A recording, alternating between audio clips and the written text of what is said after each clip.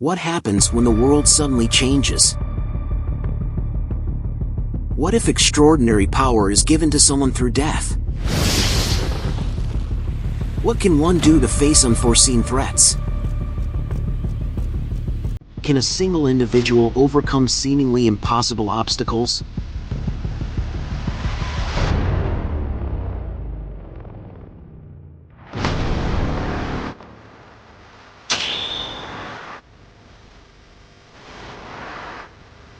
Can one person defy fate and alter destiny? One day, the world was shaken by the sudden appearance of a towering, mysterious structure that reached into the sky. This tower emerged without warning, rising from the horizon all over the earth. It's said that each floor of the tower is filled with terrifying monsters from another world. Over time, many people, driven by curiosity and the desire for greatness, entered the tower hoping to find a better fate. However, those brave enough to enter the tower soon faced a harsh reality. Once they stepped inside, they could never return to the outside world. The ground floor of the tower, known to be relatively safe, became home to hunters who chose to survive there. They built a grand city known as Babylon, where hunters gathered and planned their journeys to the higher floors of the tower. This story begins with shocking news on the media about the Black Dragon Guild's failure to conquer the tower's 40th floor. The failure was due to the appearance of the Fire Emperor, Yusua, a legendary hunter known as the only person capable of defeating the tower's boss alone. At 20 years old, Yusua had acquired incredible skills and achieved a glorious victory over a monster boss that no guild had managed to defeat in the past 10 years. He was a figure who made history and wrote his own legend. If this world were a novel, Yusua would definitely be the main character.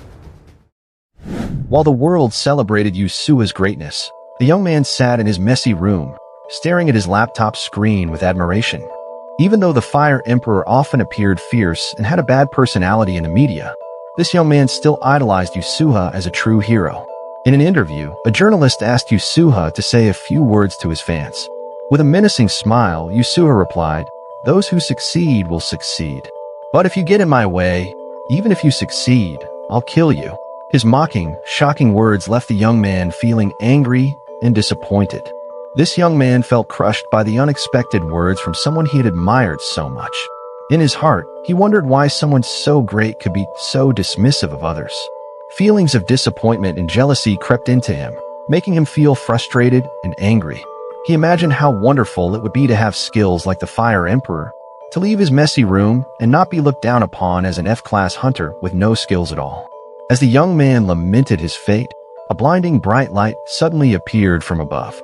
He knew exactly what was happening. It was a moment he had seen often in social media videos, when the tower's system responded to a hunter's spirit and achievements by granting them a skill. However, this young man's experience was a bit different from what he had seen before. It wasn't because of his achievements, but rather because the tower seemed surprised by an unprecedented level of envy. In his sadness and disappointment, the young man tried to overcome his emotions. This was the moment he had been waiting for since first entering the tower and becoming a hunter. He grasped a golden card that signified the S-rank skill he had just acquired. Full of hope, he saw the system notification appear before him. Acquired skill. I want to be like you. Level S-rank. Effect. Activates automatically after death. After being killed by an enemy, you can copy one of the enemy's skills. You cannot copy skills from a target who has previously killed you. Skills are copied randomly. However, you die. The young man stood still, his feelings mixed. He had finally obtained the highest ranking skill, but to activate it, would he have to die first? With a heavy heart, the young man stepped outside, feeling mixed emotions. Trying to calm himself, he leaned against a cold wall. Suddenly, a woman's scream startled him. Carefully, he peeked around the corner and saw the Fire Emperor and a famous female hunter known as Saint Isabel arguing in a deserted corner. Social media was buzzing with rumors about them, even suggesting they were dating. Saint Isabel looked upset and demanded the Fire Emperor stay away from her. With a sly smile, the Fire Emperor accused her of acting. "Miss Saint," he said coldly, "I've poisoned the drink you just had." He then revealed a small bottle of blue liquid, making Isabel's face go pale. The Fire Emperor explained that the bottle contained highly toxic basilisk stomach acid, and Isabel had planned to use it to poison him. "If it weren't for my skill, I'd be in serious trouble," he said, tossing the bottle away and stepping closer to Isabel. Isabel tried to explain it was a misunderstanding, but the Fire Emperor didn't believe her. "This doesn't look like a lover's quarrel," thought the young man, staying hidden while listening to their conversation. Furious, the Fire Emperor grabbed Isabel's throat and threatened to interrogate her. "I have a lie detection skill," he declared. "So, lying to me is pointless. Answer my questions, and maybe I'll give you the antidote. Who sent you to kill me?" "Was it the witch from the Black Dragon Guild?" he demanded. Isabel, terrified, finally nodded in defeat. "Just as I thought. Goodbye, Saint Isabel," the Fire Emperor said coldly. Flames burst from his hand, engulfing Isabel in an instant. The young man watching was horrified and panicked. He had believed the Fire Emperor was a hero humanity needed, but now he realized how wrong he was. Is the Fire Emperor a murderer? And a psychopath, the young man thought, running in panic and accidentally stepping on a broken bottle. The sound of breaking glass drew the Fire Emperor's attention. "I thought I got rid of all the rats," the Fire Emperor said with a wicked smile, his eyes glinting with murderous intent. The young man was now more tense and terrified than ever. He realized that Saint Isabel might not be the first victim. How many had the Fire Emperor killed? Dozens? Hundreds? The Fire Emperor attacked the young man from behind, cutting him down. Crawling, the young man pleaded for his life. "What did you see?" the Fire Emperor demanded. The young man stammered, "I didn't see anything." The Fire Emperor didn't believe him. He grabbed the young man's throat and asked menacingly, "Which bastard sent you? Are you from the Black Dragon Guild too?"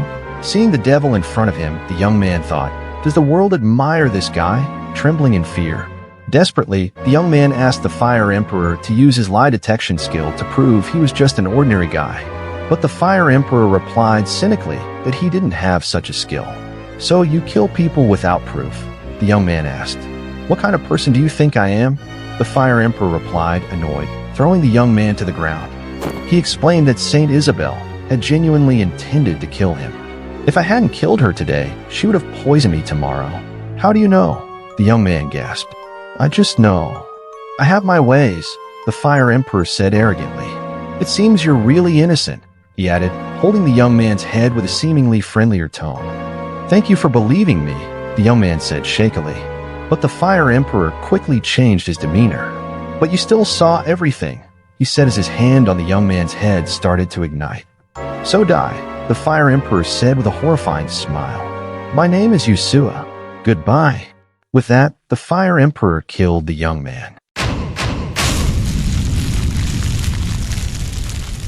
Your name is Kim Gong-ja. It means a wise and famous person. So you must become someone great like that, said a figure to the child who had just died. That child was Kim Gong-ja. In the darkness, a system notification appeared on the screen. "You have died. Why do I have to die like this? No. Why do I have to live like this?" Gong-ja asked himself, lying in an unfamiliar place. "Due to your death, the skill conditions have been met. I can live a little better," Gong-ja muttered to himself. Copying the hunter Yusua's skill completely. Creating skill card. Several cards appeared, some bronze, some silver, and one gold. I deserve better, Gong-ja thought firmly. If I get another chance, just one, he thought hopefully. With high hopes, he grabbed the golden card in front of him. System notification. Selection complete. Copying skill. Kim Gong-ja suddenly woke up from his sleep. He faintly saw the news broadcast on his laptop screen. The Black Dragon Guild has failed to clear the 40th floor and returned empty-handed. Gong-ja was shocked and immediately got up from his sleep. The Fire Emperor has soloed the boss again, the news echoed. Gong-ja was confused about what was happening. What happened? The sense of déjà vu was overwhelming. Hadn't he already died? Yes, he was sure he had been killed by Yusua, the Fire Emperor. With trembling hands, Gong-ja opened the system window. Skill card open, he thought, and a system window appeared before his eyes. As he checked the information, he saw that he had copied one of Yusua's skills, named Returner's Clockwork Watch. Skill level X. Effect. Activates upon death. Returns the user to 24 hours before their death. All memories and abilities are retained after returning. However, as the hunter's level increases, there will be penalties. Gongjia began to realize, with a mix of awe and shock, that he had returned to 24 hours before his death, with all his previous abilities and memories. Is this the power of a legendary hunter? He thought. He started to understand why Yusua had killed Saint Isabel. Maybe Saint Isabel really did poison the Fire Emperor, and thanks to Yusua's ability, fate had changed. Gongjia felt confident that he could change his fate too. Suddenly, a commotion outside his house snapped Gongjia out of his thoughts. It seemed like a fire had broken out nearby. He ran outside with a weapon in hand, ready to face whatever was out there. Outside, chaos ensued. People were running around, trying to put out the fire that was consuming a building. Babylon, where Gongjia lived, was different from the outside world. It was a city built by those aspiring to be hunters. Gongjia checked the time on his phone. It was the same time he had caught the Fire Emperor killing Saint Isabel. Did the Fire Emperor use the fire to cover his tracks? Gongjia wondered as he hurried to the fire's location. Amidst the chaos, a woman's voice commanded people to work together to extinguish the fire. The Black Dragon Guild will take over for now. Please cooperate with us, she shouted. She was the leader of the Black Dragon Guild, known as the Black Witch. Then came a woman with green hair, reporting the latest situation to the Black Witch. She was the leader of the Alchemist Guild, known as the Healer. It's no big deal. This city has been abandoned for 5 years. I think we should be grateful for that, she said. The woman in iron armor was a representative from the Vigilante Guild, called the Holy Knight. When Gongjia arrived at the fire's location, he saw the flames engulfing the building where the Fire Emperor had killed Saint Isabel. Oh, wow. Who's playing with fire without my permission? Yusua said jokingly as he approached the fire. The Holy Knight greeted the Fire Emperor and asked him to help put out the fire. The Fire Emperor claimed he could help but wasn't interested unless he was rewarded. If it's just praise from people, I don't care, he said indifferently. That psycho wants a reward for putting out a fire he started himself. Gongjia thought angrily. The Fire Emperor then said, I don't do community service. See you, and walked away, leaving the fire to grow. Gongjia was furious and frustrated. Everyone thought the Fire Emperor was a hero with an eccentric personality. But only Gongjia knew the true face of the killer. At that moment, Gongjia was determined to kill the Fire Emperor for everyone, and for the honor of hunters. The Fire Emperor is a monster, and monsters deserve to be killed. He lunged toward the Fire Emperor, but his target wasn't the Fire Emperor. It was the large flames nearby. People around screamed in panic as Gongjia charged into the flames, burning himself. The Fire Emperor just stood there, watching Gongjia burn with a cold gaze. The system notification sounded. You have died, returning to 24 hours before. Once again, Gongjia woke up in his messy room. He immediately opened the system window. The system informed him that there was no penalty because he had activated the resurrection skill. Maybe because he was only an F-class hunter, the system didn't impose any penalty on him. Gongjia realized that it was impossible to kill the Fire Emperor at this moment. Even if he managed to kill him by some chance, the Fire Emperor would just return to 24 hours before he was killed. Just like him. The resurrection ability was Yusua's, which Gongjia had copied with his skill. Gongjia recalled an interview with the Fire Emperor Yusua on television. Yusua explained that he obtained the skill during the summer 11 years ago, and that day was his birthday. Gongjia knew Yusua's birthday was June 7th, which meant 4,050 days ago. Yusua had just gotten his power. With his skill, Gongjia could return to one day before if he died. So the only way to kill the Fire Emperor Yusua was to go back to the past, to the day when Yusua was still an ordinary hunter and hadn't gotten his skill yet. That meant he had to die 4,050 times. With firm determination, Gongjia stabbed himself. You have died. The system notification sounded. Gongjia woke up in his room again. Now 49 times to go, he said with unwavering resolve. Despite the excruciating pain, Gongjia continued to kill himself over and over, until he felt this was his final suicide attempt. The wall clock chimed, filling the room with a monotonous sound. Kim Gongja lay on his bed, clutching a cold knife. The atmosphere in the room felt strange and different. He looked around, took a deep breath, and glanced at the date on the wall. He did it. He was back 11 years ago, the day before the legend of the Fire Emperor began. But he had paid a heavy price. He died more than 30 times as planned. This meant he was a month earlier than the day Yusua gained his powers. The trials he underwent to prevent the Devil's legacy from rising had ignored many things, including time. Slowly, Gongja got out of bed, changed his clothes with determination burning in his eyes. In his heart, he whispered, "Now it's time to hunt my prey."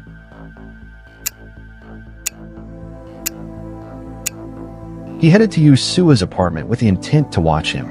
Over the next few days, Gongja used every moment to monitor Yusua's activities, waiting for the fateful day. When that day came, for the sake of a perfect execution, Gongja repeated it 10 times. This meant he deliberately died 10 times to memorize every event of that day perfectly. Morning came, and the clock showed 9 a.m. Yusua woke up and left his apartment. In the afternoon, Yusua appeared on the second floor of the tower, hunting slime monsters while grumbling. Gongja followed patiently, killing the annoying slime monsters. When Yusua felt tired and bored hunting on the second floor, he took the risk of stepping onto the 6th floor. The 6th floor was a more challenging area, which most novice hunters were reluctant to enter. Gongja, who had repeated this day many times, knew that for the next 36 minutes, it would just be him and Yusua in this area. Carefully, Gongja approached Yusua and greeted him. He pretended to be injured from a wolf monster attack and asked Yusua for a healing potion. Yusua looked annoyed. It seemed he didn't like someone else in this area. He asked how much Gongja would pay for the healing potion.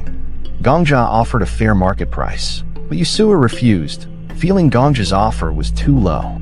Yusua tried to extort Gongja, grabbing his wallet.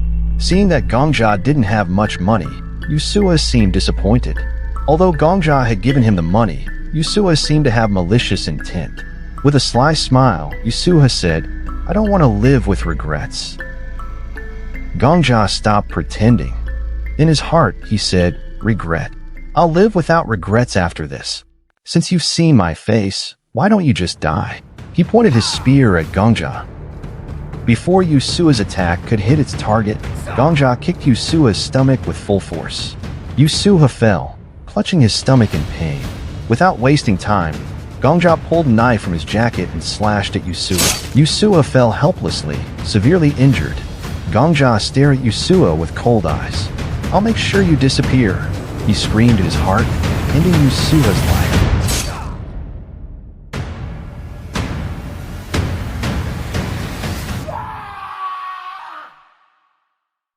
Gongja's revenge was finally fulfilled. Soon after, a pack of hungry wolves approached Gongja. Calmly, Gongja left the area, letting the wolves feast on Yusua's body. After changing his clothes, Gongja walked down to the first floor. "Ah, finally done," Gongja said in his heart as he walked leisurely in the first floor city. When night came, he celebrated his success by drinking at a bar. Enjoying his night, Gongja opened his system window. He realized all his skills were passive, not a single offensive skill. Gongja thought he shouldn't be greedy. He closed the system window. Even with passive skills, he could still win the lottery from the trade guild or sell secret information about the higher floors. He felt his life had changed. That's when someone entered the bar. A tall, broad-shouldered, middle-aged man wearing a neat suit and red shoes. He looked like a retired veteran hunter. After ordering his drink, the old man sat near Gongja. As Gongja observed the old man, the news on TV showed the same man's face. Gongja was shocked. He was the Sword Saint. In the world of hunters filled with dangers and dark secrets, the name Sword Saint, or Marcus Calenberry, shone like a star in the dark night. He was the #1 hunter, until the Fire Emperor appeared and changed everything. When the Fire Emperor stepped onto the main stage, Sword Saint seemed to vanish, like mist swallowed by dawn. Now, Gongja was back in the past when Sword Saint was still alive and known as the strongest hunter. While enjoying his drink, Gongja pondered. He was sure that Sword Saint possessed an S-rank skill, a fearsome combat ability. A crazy idea popped into his mind. Maybe it was better to die at the hands of Sword Saint and copy his S-rank skill? Even if Sword Saint was the strongest hunter right now, nothing could stop his ability to come back to life. With burning curiosity, Gongjia tried to dig deeper for information about Sword Saint on social media. However, Sword Saint was a very mysterious figure. Information about him seemed hidden in the shadows. Suddenly, a loud shout startled Gongjia. Sword Saint seemed to be arguing with himself. Gongjia was stunned. Do all top-tier hunters have strange habits like this? The latest news on his phone provided valuable information. A few days ago, Sword Saint was involved in a dispute with some high-ranking hunters over hunting grounds. One disrespectful hunter insulted Sword Saint's grandson right in front of him. In an instant, Sword Saint swung his sword and killed the hunter. Gongjia noted an important fact. Never mention Sword Saint's grandson if you want to stay alive. Once Sword Saint left the bar, the patrons looked at him with curiosity, but no one dared to comment. After paying for his drink, Gongjia decided to follow Sword Saint, leaving the bar and starting to chase him through the bustling night streets. Carefully, Gongjia finally found Sword Saint's location. Silently, Gongjia tailed Sword Saint, pondering what kind of skills this legendary hunter might possess. When they arrived at a deserted area, Sword Saint suddenly stopped and seemed to sense Gongjia's presence. "Come out," Sword Saint commanded. Realizing he'd been spotted, Gongjia stepped out from his hiding place and politely greeted Sword Saint. "I come with a request," Gongjia said respectfully. However, upon seeing Gongjia, Sword Saint's demeanor changed drastically. From a friendly attitude, Sword Saint became highly cautious, as if sensing danger around him. Gongjia was confused. He hadn't provoked or brought any weapons. "Stop pretending. You can't fool my eyes," Sword Saint said threateningly. Gongjia thought this was a misunderstanding and asked for an explanation. Sword Saint revealed that one of his skills allowed him to know the number of people his opponent had killed. Gongjia was shocked to hear this. So, he can see a kill count above someone's head?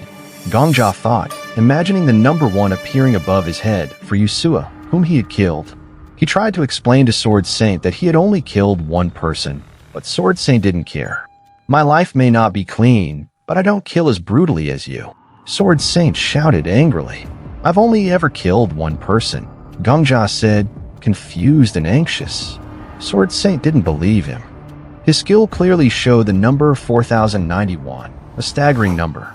Gongjia then realized that the number consisted of one person, Yusua, and 4090 others were himself. To Sword Saint, Gongjia was a terrifying legendary killer. As long as Sword Saint has that skill, every time he sees me, he'll try to kill me, Gongjia thought with a pounding heart. With tension mounting, Gongjia tried to flee from Sword Saint's approaching attacks. Gongjia breathed a sigh of relief as he managed to dodge Sword Saint's deadly swing. But his luck was short-lived. Sword Saint's eyes locked onto him, full of certainty that Gongjia was a high-class killer. Suddenly, Gongjia slipped on a slick stone, his body flying through the air before crashing to the ground. Pain surged through him, splitting his body in agony. Behind him, Sword Saint stood ready to plunge his gleaming sword, intent on ending Gongjia's life. But just as Sword Saint's sword began to descend, he suddenly stopped and shouted, as if arguing with someone unseen. Gongjia looked on in bewilderment. Was this one of Sword Saint's special abilities? Or was it telepathy? If so, had he shared the wrong information about him? Panic surged through Gongjia's heart. He worried that Sword Saint would spread false rumors about him, branding him as a cold-blooded killer who had murdered 4091 people. In reality, he had only killed one person, and even that was for a strong reason. Images of top-tier guild hunters swarmed his mind. They would only be satisfied if they saw Gongjia executed in public, right in the middle of Babylon Plaza. Just the thought sent shivers down his spine. Gongjia needed to act fast, before 24 hours passed, and he lost the chance to turn things around. In his confusion, Gongjia tried to divert Sword Saint's attention by asking hopefully about Sword Saint's grandson. His goal was clear, to provoke Sword Saint into killing him faster.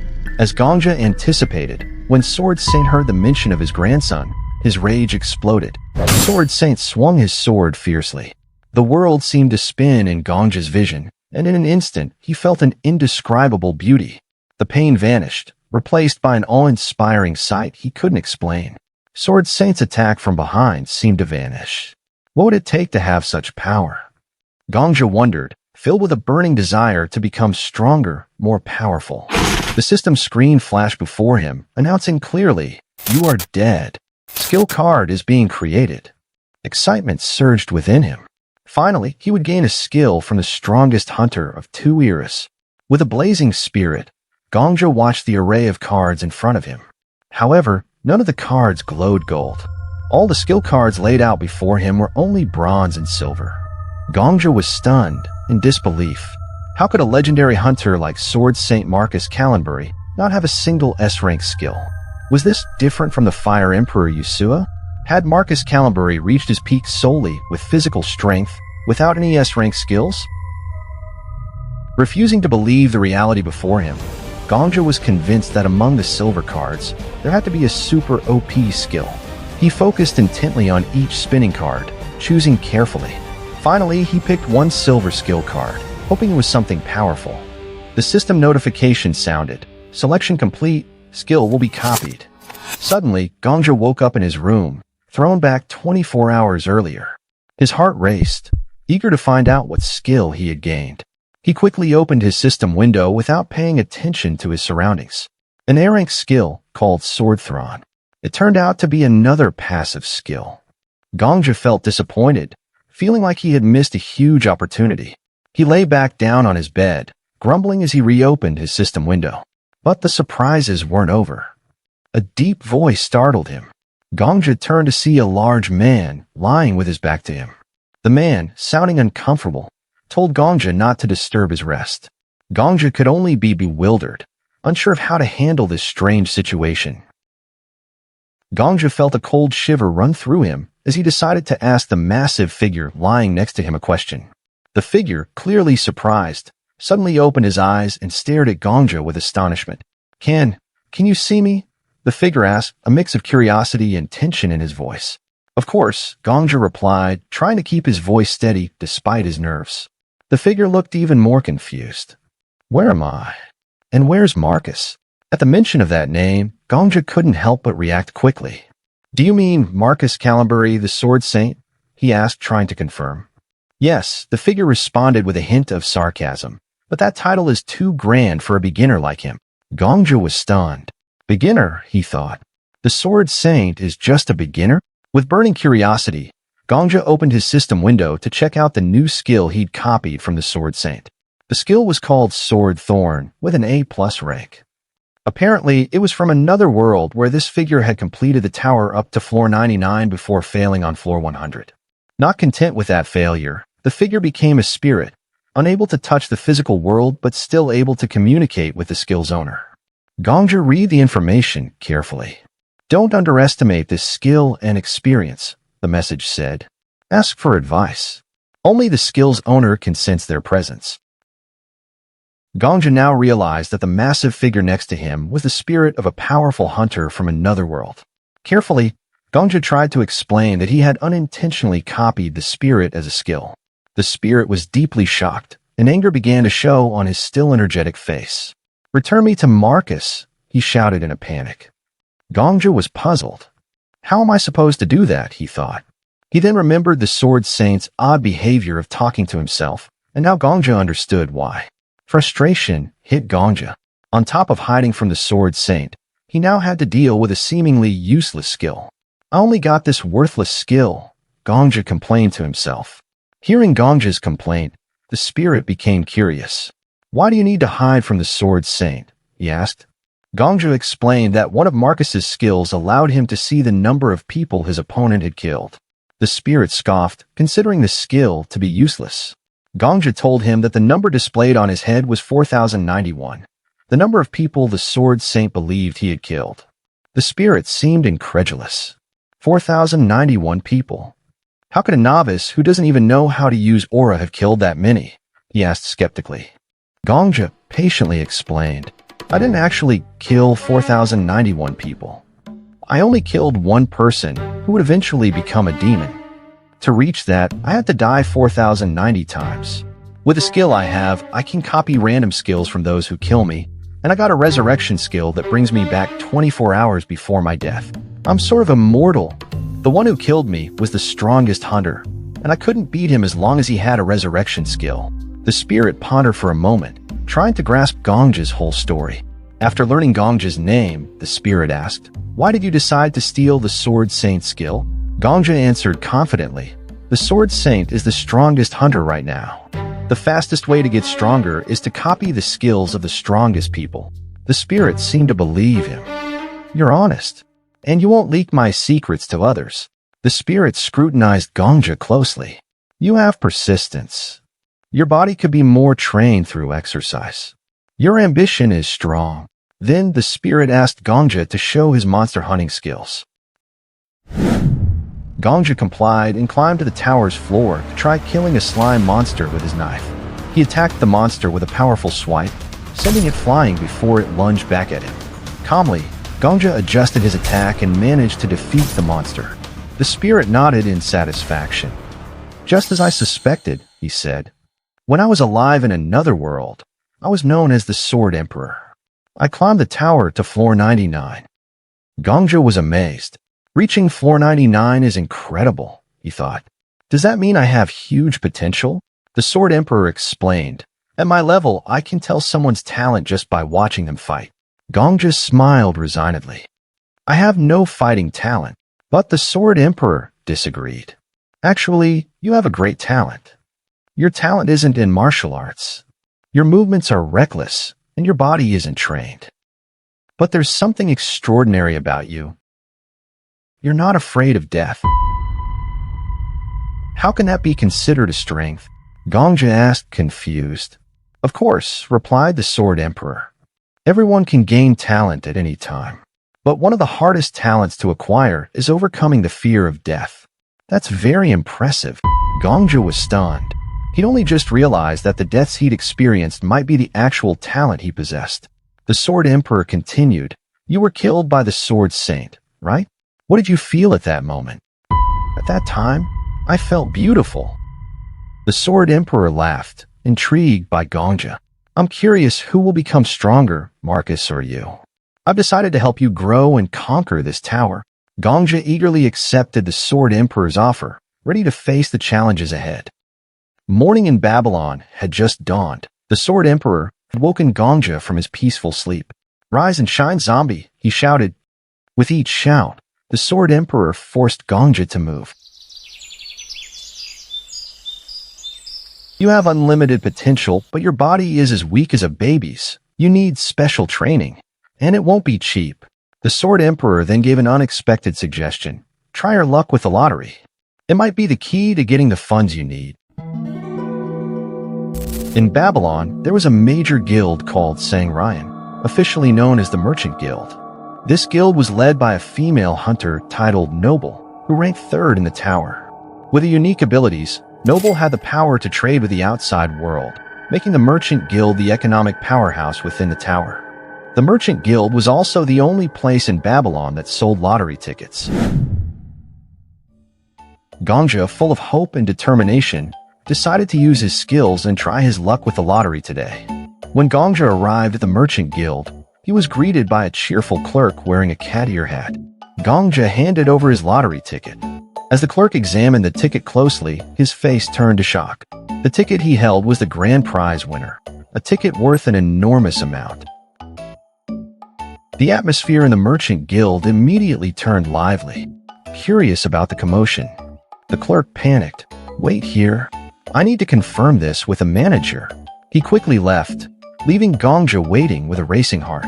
Soon after, the manager of the Merchant Guild, Arthur Taylor, appeared. Arthur was known as the safekeeper in the tower. With calm steps and a commanding presence, Arthur introduced himself. "Just call me Safekeeper," he said with a smile. Gongja realized that this title indicated Arthur's position among the top 300 in the tower. Politely, Safekeeper invited Gongja to the VIP room to discuss the prize. Feeling moved and excited, Gongja followed Arthur to the VIP room. As the VIP room door opened, Gongja was greeted by a shocking sight. On the table lay a pile of gold coins worth 50,000 pieces. Gongja stood frozen at the door, his eyes wide at the massive amount. Safekeeper offered two options. Gongja could take all the coins or keep them safe at the Merchant Guild. Gongja thought for a moment. In his heart, he knew that even though this prize was incredible, he had set his sights on conquering the tower. Money was just a small step in his long journey. With a wise decision, Gongja chose to store his prize at the Merchant Guild. "I want to buy an honorary member title at the Merchant Guild," Gongja declared confidently. "It takes 10,000 gold coins to become a second-class honorary member, right? Pay up front." Gongja continued with certainty. He understood that joining the guild was a crucial step for protection. Unlike the Fire Emperor, who refused to join a guild and almost died from poisoning due to pride and reluctance, Gongja also asked Safekeeper to find him a new, better home and change his identity as the lottery winner to an honorary member of the Merchant Guild with a hidden name. Safekeeper looked surprised at Gongja's thorough preparation. "You've really thought this through," he said before leaving. Gongja smiled broadly, feeling deep happiness. After experiencing 4,000 deaths, going back in time, and discovering hidden strengths, it was finally time to enjoy the fruits of his labor. With all his success in hand, Gongja was ready to face the next challenge in his epic journey, filled with new hope and enthusiasm. The Sword Emperor laid out his next big plan for Gongja. "You have two choices," the Sword Emperor said seriously, his eyes filled with determination. "You can get stronger by studying martial arts scrolls, or you can use potions to boost your physical abilities. But right now, studying scrolls isn't a viable option. Your only path left is through potions, and you need the best ones." The Sword Emperor mentioned a top-notch potion shop. But as they arrived at the location, Gongja started feeling anxious. It turned out that this shop was a favorite of the Sword Saint. Gongja felt it was too risky to choose a shop associated with the Sword Saint. Gongja pulled out his phone and checked the hunter rankings. Determined, Gongja said, "I know a great alchemist." Confident that the alchemist he had in mind could provide the needed potions at an affordable price, Gongja hurried to a run-down area on the outskirts of Babylon. The place was grimy and filled with shady characters. His steps slowed as he saw a group of men arguing with a young girl with green hair who looked frustrated. The green-haired girl with glasses was being hassled by rough men who were taking her belongings. It was clear she couldn't fight back and finally gave up, letting her stuff be taken away. Gongja approached the girl and gently asked, "Is your shop still open?" The girl, with a mix of sadness and surprise, looked at Gongja. Gongja knew she was a brilliant alchemist who wasn't well known yet, but would eventually rank 5 and become a leader in the Alchemist Guild. Gongja confidently stated, "I want to order something expensive, at least worth 20,000 gold coins." The girl's eyes widened in shock at the offer. Gongja saw this as an opportunity to build a good relationship with a future top-tier hunter.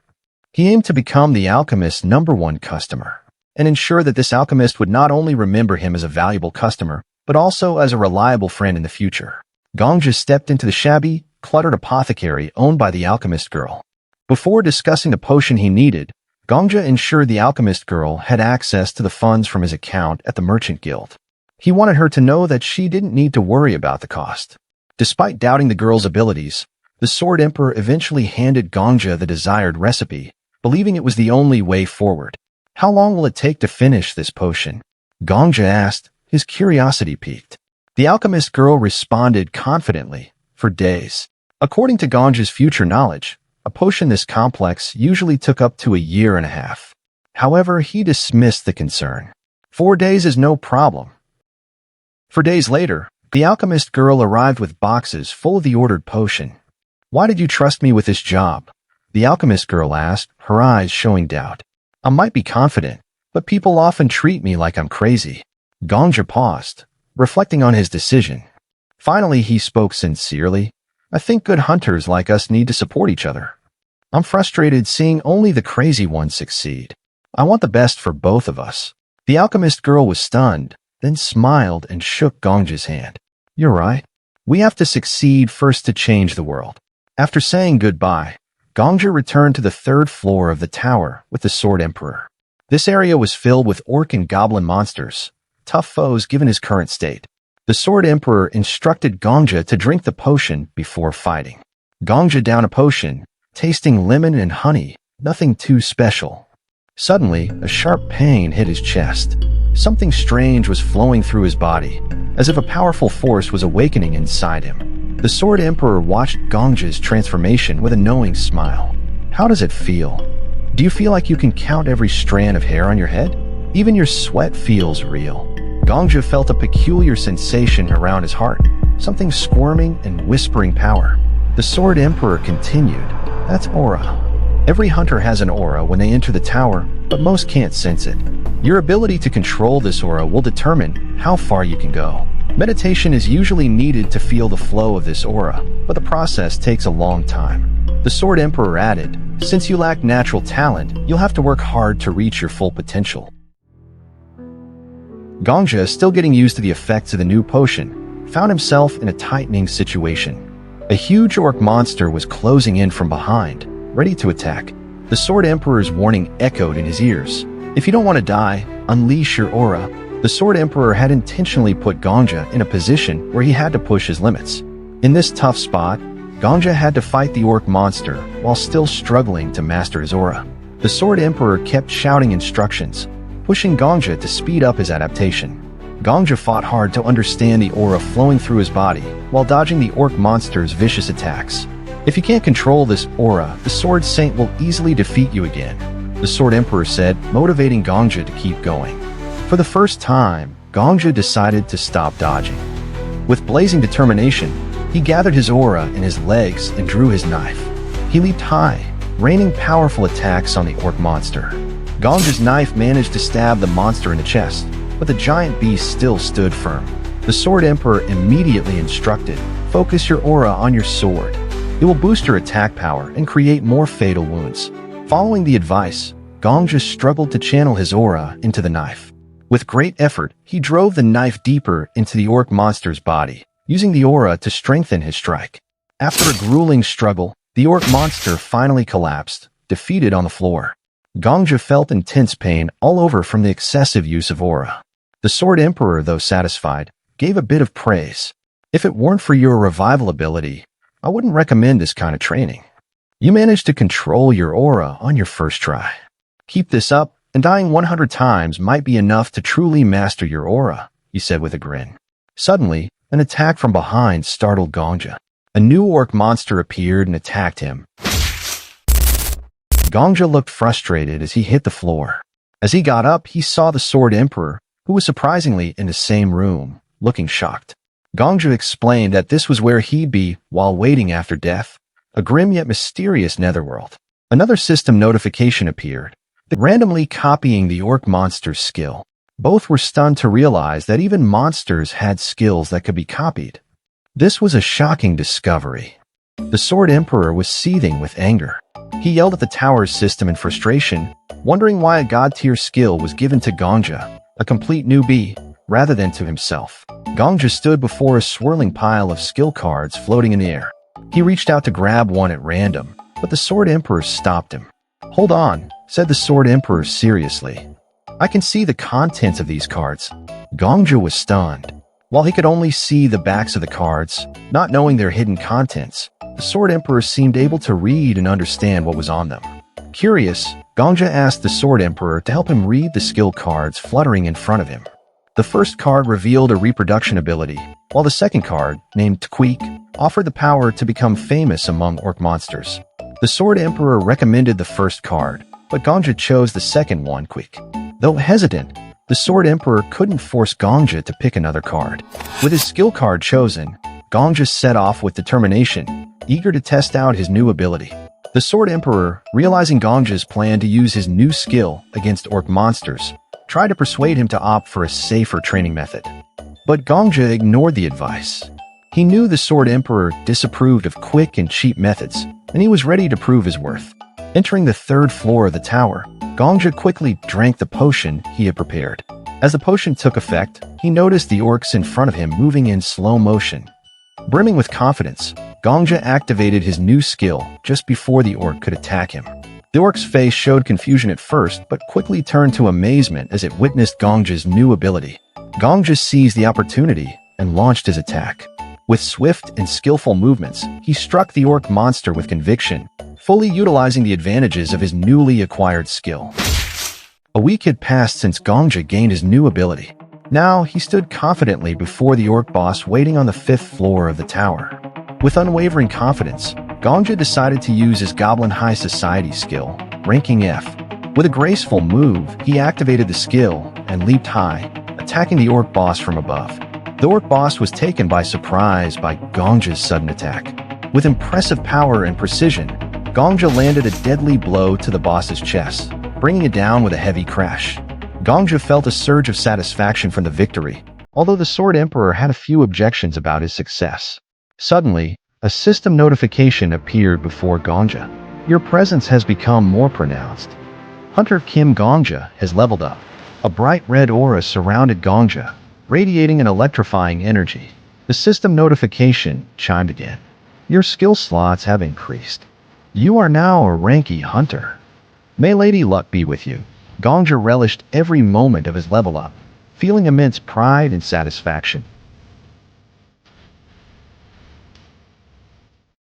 The Sword Emperor, noticing Gongja's unique aura, like a mix of fire and blood, wondered about its significance. He explained that aura shapes often relate to past traumas or memories, though not always bad ones. Gongja was curious and asked, "What about the Sword Saint's aura?" The Sword Emperor explained, "The Sword Saint's aura takes the shape of a moon. When he was young, he got lost in the forest and felt threatened. He crawled to the top of a mountain and saw a beautiful moon. Since then, he wanted to shine as brightly as the moon." With this explanation, the Sword Emperor suggested heading to the 6th floor, but Gongja had bolder plans. He wanted to go straight to the 10th floor to face the Guardian boss. The Sword Emperor firmly disagreed, saying Gongja was overestimating his abilities and underestimating the 10th floor's challenges. Gongja issued a daring challenge. If he could clear the 10th floor with only 2 lives, the Sword Emperor would have to give him honest information about the boss's skills. Conversely, if Gongja failed, he would have to acknowledge the Sword Emperor as his master and address him more respectfully. Reluctantly, the Sword Emperor agreed to the bet. They both set off confidently toward the 10th floor gate. Upon reaching the gate, Gongja was confronted by a guard who eyed him skeptically. "By yourself? That's suicide." Even the Black Dragon Guild, sending 34 their best, failed to conquer this floor, the guard said. "I'd feel awful if I let you walk into your death." Undeterred, Gongja shared his story. He revealed that he had been abandoned by his loved one a year ago and had recently been diagnosed with an incurable disease. The doctor had given him only 6 months to live. Rather than waiting for death and loneliness, Gongja preferred to die fighting monsters. The guard was moved by Gongja's story. With empathy, Gongja offered a bag of gold, which he called his savings for medical care. "This is my final request. Please, let me in." Touched by Gongja's tale and bravery, the guard allowed him to enter the 10th floor. The Sword Emperor could only marvel at the drama Gongja had stirred. As they stepped onto the 10th floor, they saw a grand mansion with classic architecture. Gongja approached the entrance with unwavering determination. He knew the Fire Emperor had conquered this place, and now it was his turn to make a legend even greater. When Gongja opened the mansion's door, he was greeted by a group of small dolls lined up neatly. The dolls stared at Gongja with vacant eyes and said, "Do you want to play? Do you want to play with us?" Their words were followed by a wall of flames trapping Gongja inside with the dolls. Another system notification appeared. "You have entered the boss area." Number of challengers, 1 Hunter Kim. Gongja faced the dolls bravely and replied, "All right, I'll play." The final system notification read, "May Lady Luck be with you." In the midst of roaring flames, Gongja stood before a group of small dolls inviting him to play. He was now at the final stage of his battle with the 10th floor boss, the Hellfire Maiden. Gongja knew that to conquer the 10th floor, his main task was to find the real monster doll among thousands of fakes and destroy it. The fire surrounding him was no ordinary flame. It was the aura of Hellfire. Even the strongest aura protectors could only withstand this blaze for a maximum of 10 minutes. As Gongja struggled to withstand the fiery pressure with his aura, the Sword Emperor continued to mock him, adding to his frustration. Gongja tried to grab one of the small dolls nearby. The doll cynically said, "Wrong," and then melted away. Confused and frustrated, Gongja muttered, Is this really supposed to be a boss stage? The fiery pressure grew stronger, and Gongja's aura shield began to collapse. In an instant, Gongja was engulfed in flames, and a system notification appeared. You have died. The activation requirements for your skill have been met with your death. Processing random skill copy from Hellfire Maiden. With Gongja's death, the Sword Emperor picked a skill card for him. The chosen card was gold and named Fire Hellbarrier with rank S. This skill allowed Gongja to create a hellfire aura around him within a 2-kilometer radius, and nothing could leave the zone without permission. However, Gongja sensed something was off. Sword Emperor, read all the skill cards of the boss monster, Gongja requested, feeling there might be something more interesting. The Sword Emperor began reading the skill cards one by one. None of the cards stood out until he reached the last one. The Sword Emperor seemed hesitant and reluctant to read it, which made Gongja smirk with mystery. Why aren't the fake dolls burning? Gongja asked. If the real dolls have a fire aura and don't burn, why are the fake ones burning too? The answer is here. Gongja grabbed the unread skill card. The system notification appeared. Skill name, beware of fire when awakening or sleeping. Rank. This skill makes you resistant to the rage of fire. The next system notification revealed. Skill copy process completed. Gongja felt a thrill at acquiring the new skill. But suddenly, a shocking system notification appeared. Penalty imposed for the previous skill activation. Starting penalty process. Reenacting the trauma experienced by the opponent who killed you. In a city shrouded in darkness, a small ragged beggar girl wandered the streets, desperately searching for scraps of food. Every door she knocked on was slammed shut, and every plea she made was met with indifference. Her face was etched with bitterness and despair, as if the world had abandoned her on the edge of a cliff. Amidst this grim situation, a kind-hearted middle-aged man in a doctor's coat finally approached her. He offered help and took her to his home. But what the girl hoped would be a sanctuary turned into a nightmare. The man locked her in a cage, declaring her to be a disease that needed to be eliminated. With a cruel expression, he said, "You will be sacrificed."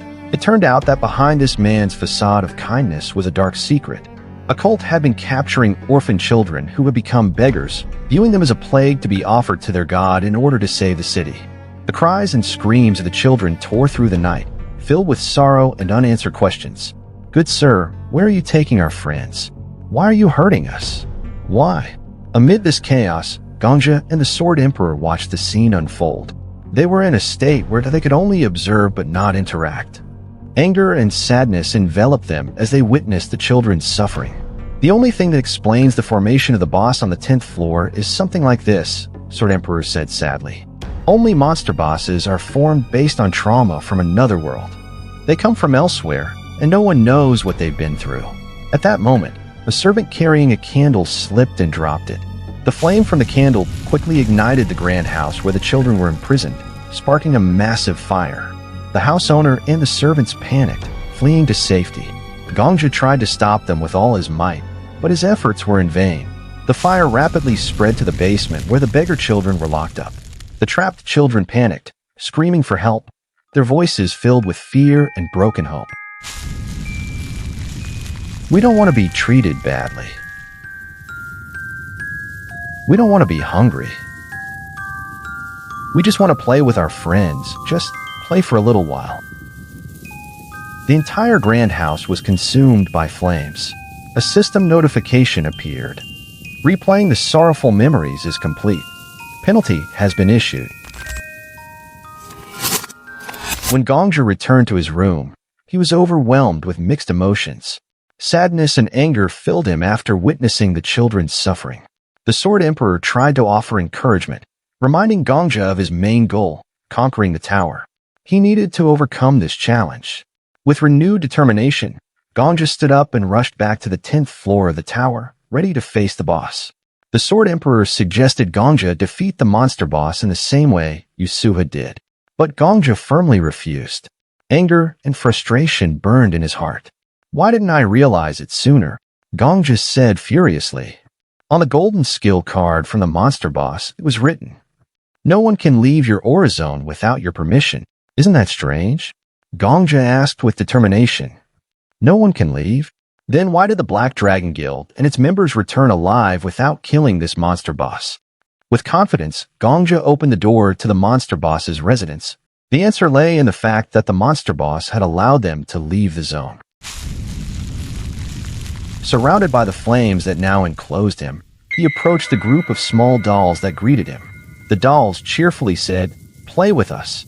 With unwavering spirit, Gongja replied, "Sure, let's play." He activated the skill that made him fire-resistant, walking calmly among the flames surrounding him. The small dolls looked confused by Gongja's lack of fear. With enthusiasm, Gongja joined in a game of hide-and-seek with the dolls, searching for them in every corner of the house. Every time Gongja touched a doll incorrectly, the doll would cry out, "Wrong," but his spirit never waned. In his mind, the dolls seemed like children enjoying happy times with him. Finally, Gongja reached the basement. There, he saw a doll sitting quietly in a cage. The doll looked at Gongja with hope. "Do you want to play with us?" it asked softly. Gongja knelt in front of the doll, extending his hand, and said, "Found you." The doll looked at Gongja with gratitude. "Good sir, thank you, thank you." The doll melted away in front of Gongja, leaving its final mark. A system notification sounded. "Congratulations! Hidden challenge completed. You have defeated the stage boss monster."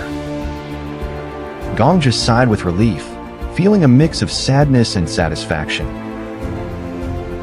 But his determination to continue his journey still burned brightly. Now he was ready to face the next challenge in the tower with unwavering spirit and a heart full of resolve. The system notification thundered like lightning across the sky, announcing Gongja's achievement to the world. Hunter Kim Gongja has conquered the 10th floor. Processing rewards. The 11th floor will open in 24 hours. It was as if the world was celebrating a monumental victory, with fireworks shattering the night sky like a New Year's Eve party. A countdown appeared in the sky, showing the time left until the 11th floor opened.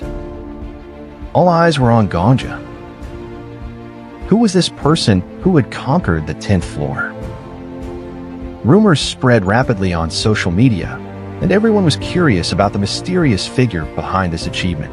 Sword Emperor teased, "Wow, you got from a side character to the main star, huh? How does it feel?" Gongja smiled with satisfaction. "It feels amazing." Soon after, a gatekeeper hurriedly approached Gongja. The gatekeeper suspected Gongja was the lone hunter who had conquered the 10th floor, as Gongja was the only one who had entered the floor today. The higher-ups kept asking him about it. Gongja, staying calm, avoided the questions and walked away. Sword Emperor admired Gongja's cleverness in keeping his identity hidden. "Your identity is very valuable. You did well." Gongja smiled. "I'm starting to understand why you praised me so much. And now, I'm cashing in on your promise." Sword Emperor, feeling reluctant, struggled to fulfill his promise. But as a Sword Emperor, he had to keep his word. "From now on, I'll address you respectfully as Lord Gongja," he said. Back on the first floor, Gongja felt content and happy. At a cafe in Babylon, Gongja relaxed, enjoying his drink, and joked with Sword Emperor about their bet's victory. He was thoroughly enjoying the moment. An hour and a half after the announcement of conquering the 10th floor, Gongja sensed something big was about to happen. Suddenly, a cat approached him. Gongja picked up the cat and began to play with it. Soon, 5 hunters approached Gongja and asked if he was Kim Gongja. Gongja showed them his hunter card, confirming he was the one they were looking for. Upon hearing his confirmation, the 5 hunters immediately began coordinating through their communication devices. One of them, a formally dressed man, introduced himself as the head recruiter from Guild Vigilante. But before he could finish his intention, Gongja cut him off. "I'm going to say 2 things, Gongja stated firmly. "First, don't leak my name to the media until the 11th floor opens. Second, this is a public place, so please respect other patrons and keep the noise down." The 5 hunters simultaneously apologized. They quickly rented out the entire cafe to ensure no one else would interrupt. Afterward, they gathered in front of Gongja. Representatives from the 5 major guilds competed for Gongja, offering enticing amounts of money and perks as if in an auction. Gongja thought they might have forgotten about Sword Saint, the strongest hunter who hasn't joined a guild yet. They seem to be looking for someone who can surpass the fame of a Sword Saint. You don't need to hide your real intentions, Gongja thought. Suddenly, the calm was disrupted by the cat in Gongja's lap. The cat spoke, 500,000 gold coins. The other 4 hunters fell silent, stunned. The cat then leaped from Gongja's lap and transformed into a noblewoman, the leader of one of the 5 major guilds, the Trade Union Guild. Besides the money, the noblewoman offered Gongja the position of vice head of the trade union. Gongja smiled, considering the offer carefully. He knew that his new journey was just beginning. Panic spread through the cafe, now buzzing with tension. Some guild representatives were protesting the noblewoman's offer. She asked them to call their leader to come speak to her directly. Suddenly, a man's angry shout shook the cafe. "This is outrageous!" Faper, one of the leaders from the 5 major guilds, stormed in with a furious expression.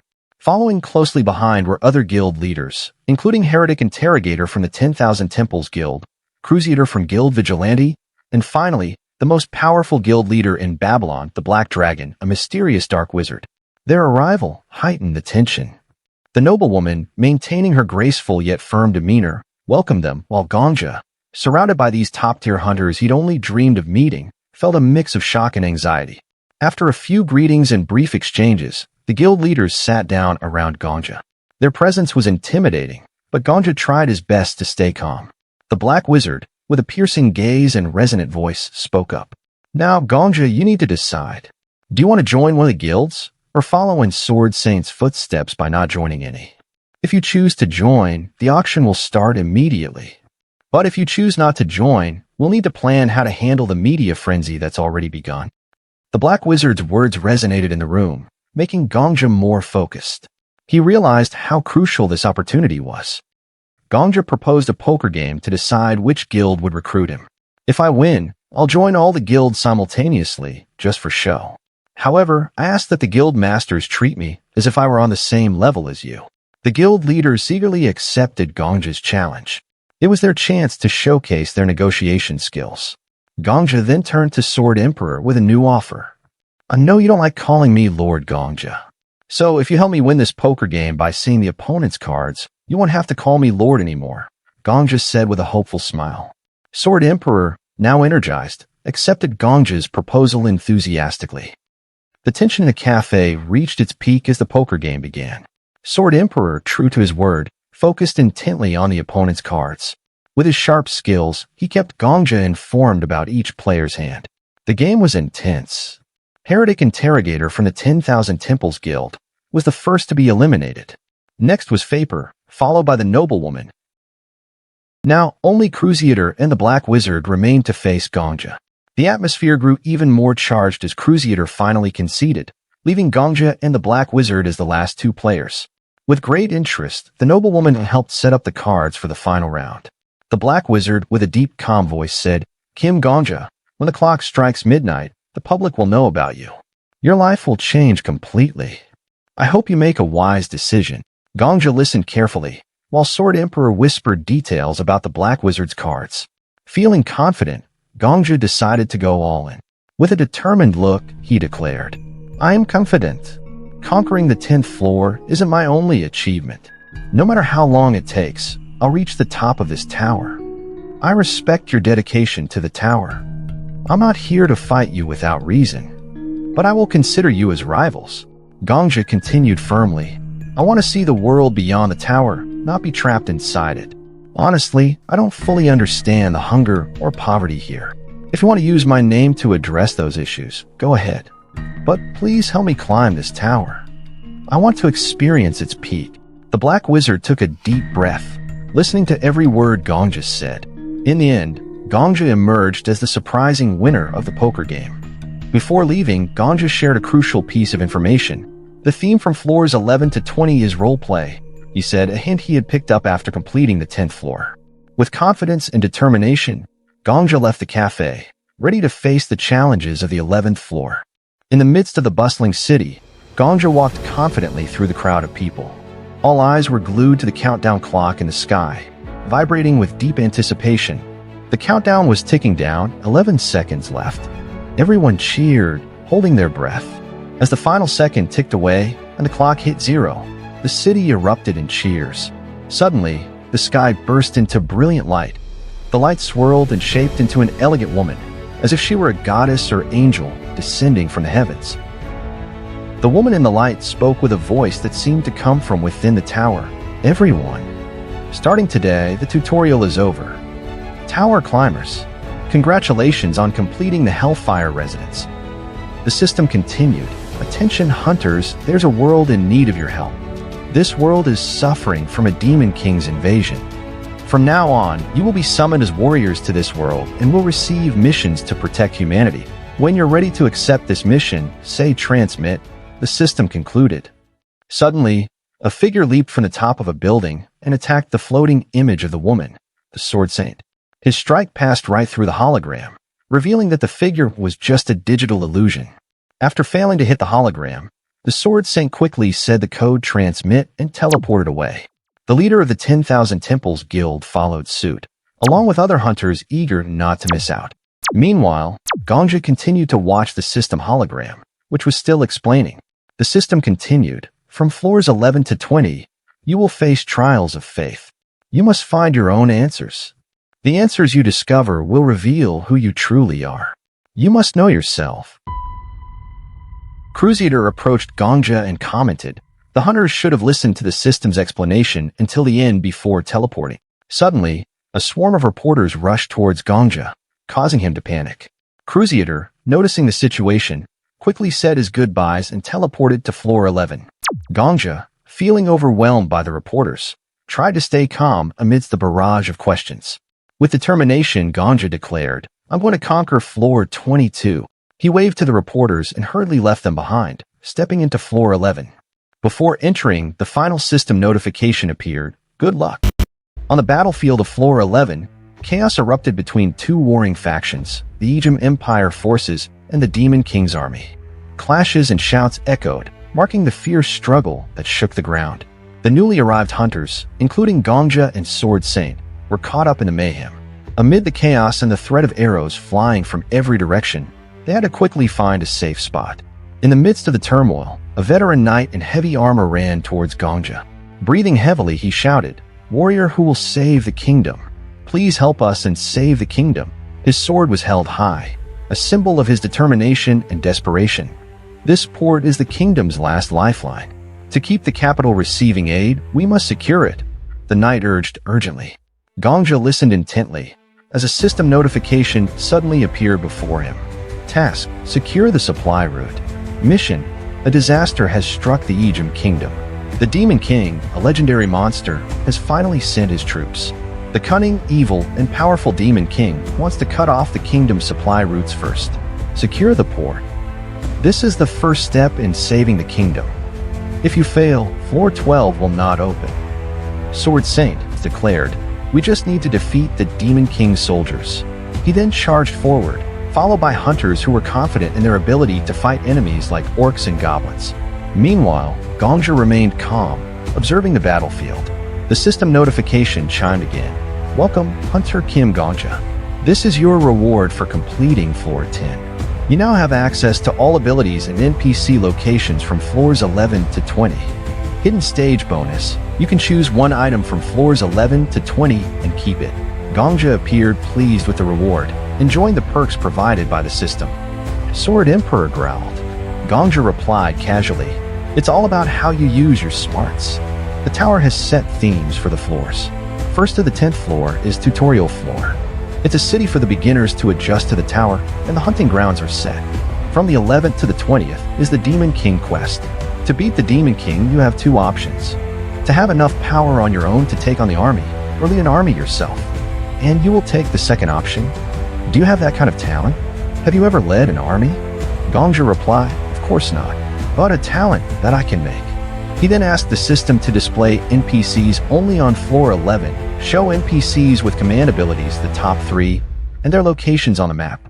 Now show my location, he added.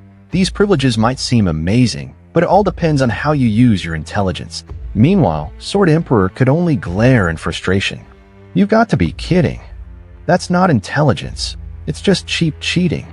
However, only Gongja heard Sword Emperor's grumbling since he was a guardian spirit. Gongja approached a knight in iron armor who was fighting a monster. Commander Sarba Ijum, Gongja greeted respectfully. The knight eyed Gongja suspiciously. "Oh, a warrior from another world. What's up?" He lifted his visor, revealing his impressive mustache. "If you believe I'm a warrior, I have a request for you," Gongja said seriously. "I'll do my best if I can," the knight replied. "Please kill me," Gongja said loudly. The knight was taken aback. "What? What did you say?" Gongja explained. "I actually have a secret ability. If I die, the entire battlefield will receive a divine blessing. It's a self-sacrifice skill. As long as the blessing is active, the Empire will win." The knight was confused and hesitant. What kind of blessing? But killing a warrior? I can't do that. Commander Sarba-Ejim, think about what's more important. I'd rather die at the hands of a patriot and talented leader than by monsters. There's no time. Please. Gongja tried to convince the knight while pulling out a knife from his tunic. Sword Emperor looked on in disgust at Gongja's attempt to play the system to gain the knight's skill. "This world is cursed. The Demon King's forces are attacking us, and I have to kill a warrior from another world like this." The knight held his head, feeling frustrated and dismayed. "I will kill you painlessly," the knight said reluctantly. "Thank you very much," Gongja responded softly. "Tell me your name," the knight asked. "My name is Kim Gongja," Gongja replied. The knight closed his visor again and said, "Kim Gongja, I thank you on behalf of the kingdom. You are a true warrior." With that, he attacked Gongja with his sword. A system notification appeared. "You have died. Successfully duplicated NPC skill Sarba-Ejim." After being killed by Commander Sarba, Gongja acquired a new skill called Battlefield Insight from the Knight Commander. This B-rank skill endowed him with the qualities of a general, allowing Gongja to gain deep insights into the battlefield. He could instinctively sense the weaknesses of his enemies, regardless of the conditions of his allies, whether they were at an advantage or disadvantage. This skill was copied from the NPC Sarba-Ejim. Returning to the 11th floor with better preparation, Gongja observed Commander Sarba spurring his horse towards the battlefield, followed by a cavalry of knights raising their swords high. The imperial banner of Ejim fluttered among them. Above them, Gongja's digital map displayed the positions of their forces approaching the Demon King's army. This new skill transformed Gongja into a military expert, earning the general's trust. With a mini-map, Gongja could accurately see the enemy's positions. Legend had it that the goddess bestowed this sword upon the founder of the Ejim Empire. As history turned into legend, the founder disappeared along with the sacred sword, leaving behind a prophecy.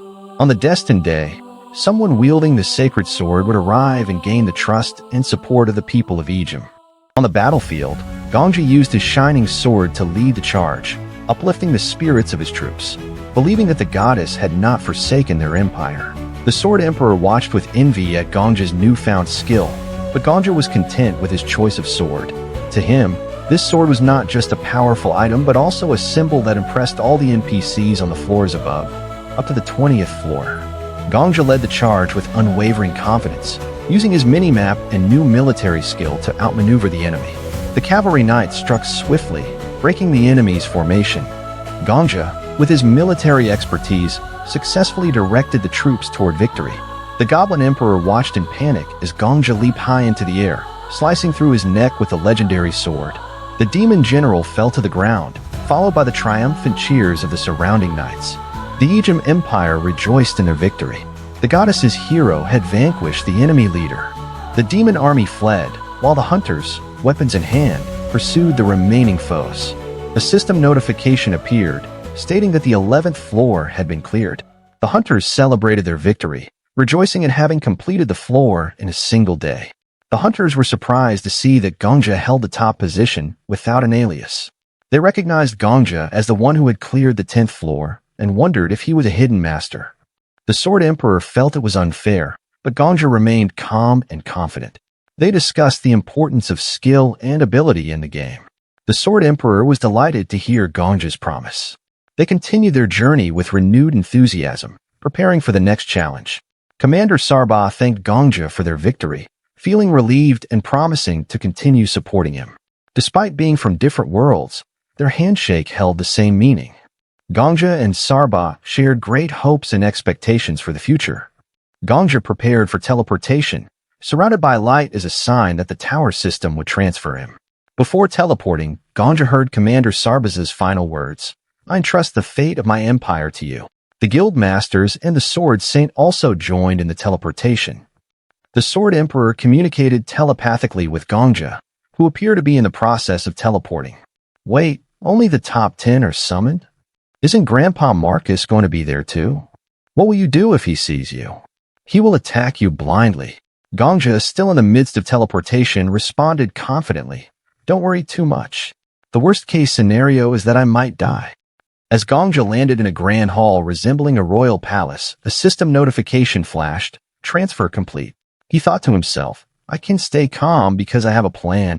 Ganja noticed the arrival of the Black Witch and Viper, who also teleported into the Ejim Empire's palace. The Black Witch remarked, summoned to a place like this, huh? The heretic interrogator, who now appeared younger like a child, cheerfully greeted Ganja. Hunter Kim Ganja. You're amazing. Ganja recognized him inwardly, noting his rejuvenation ability.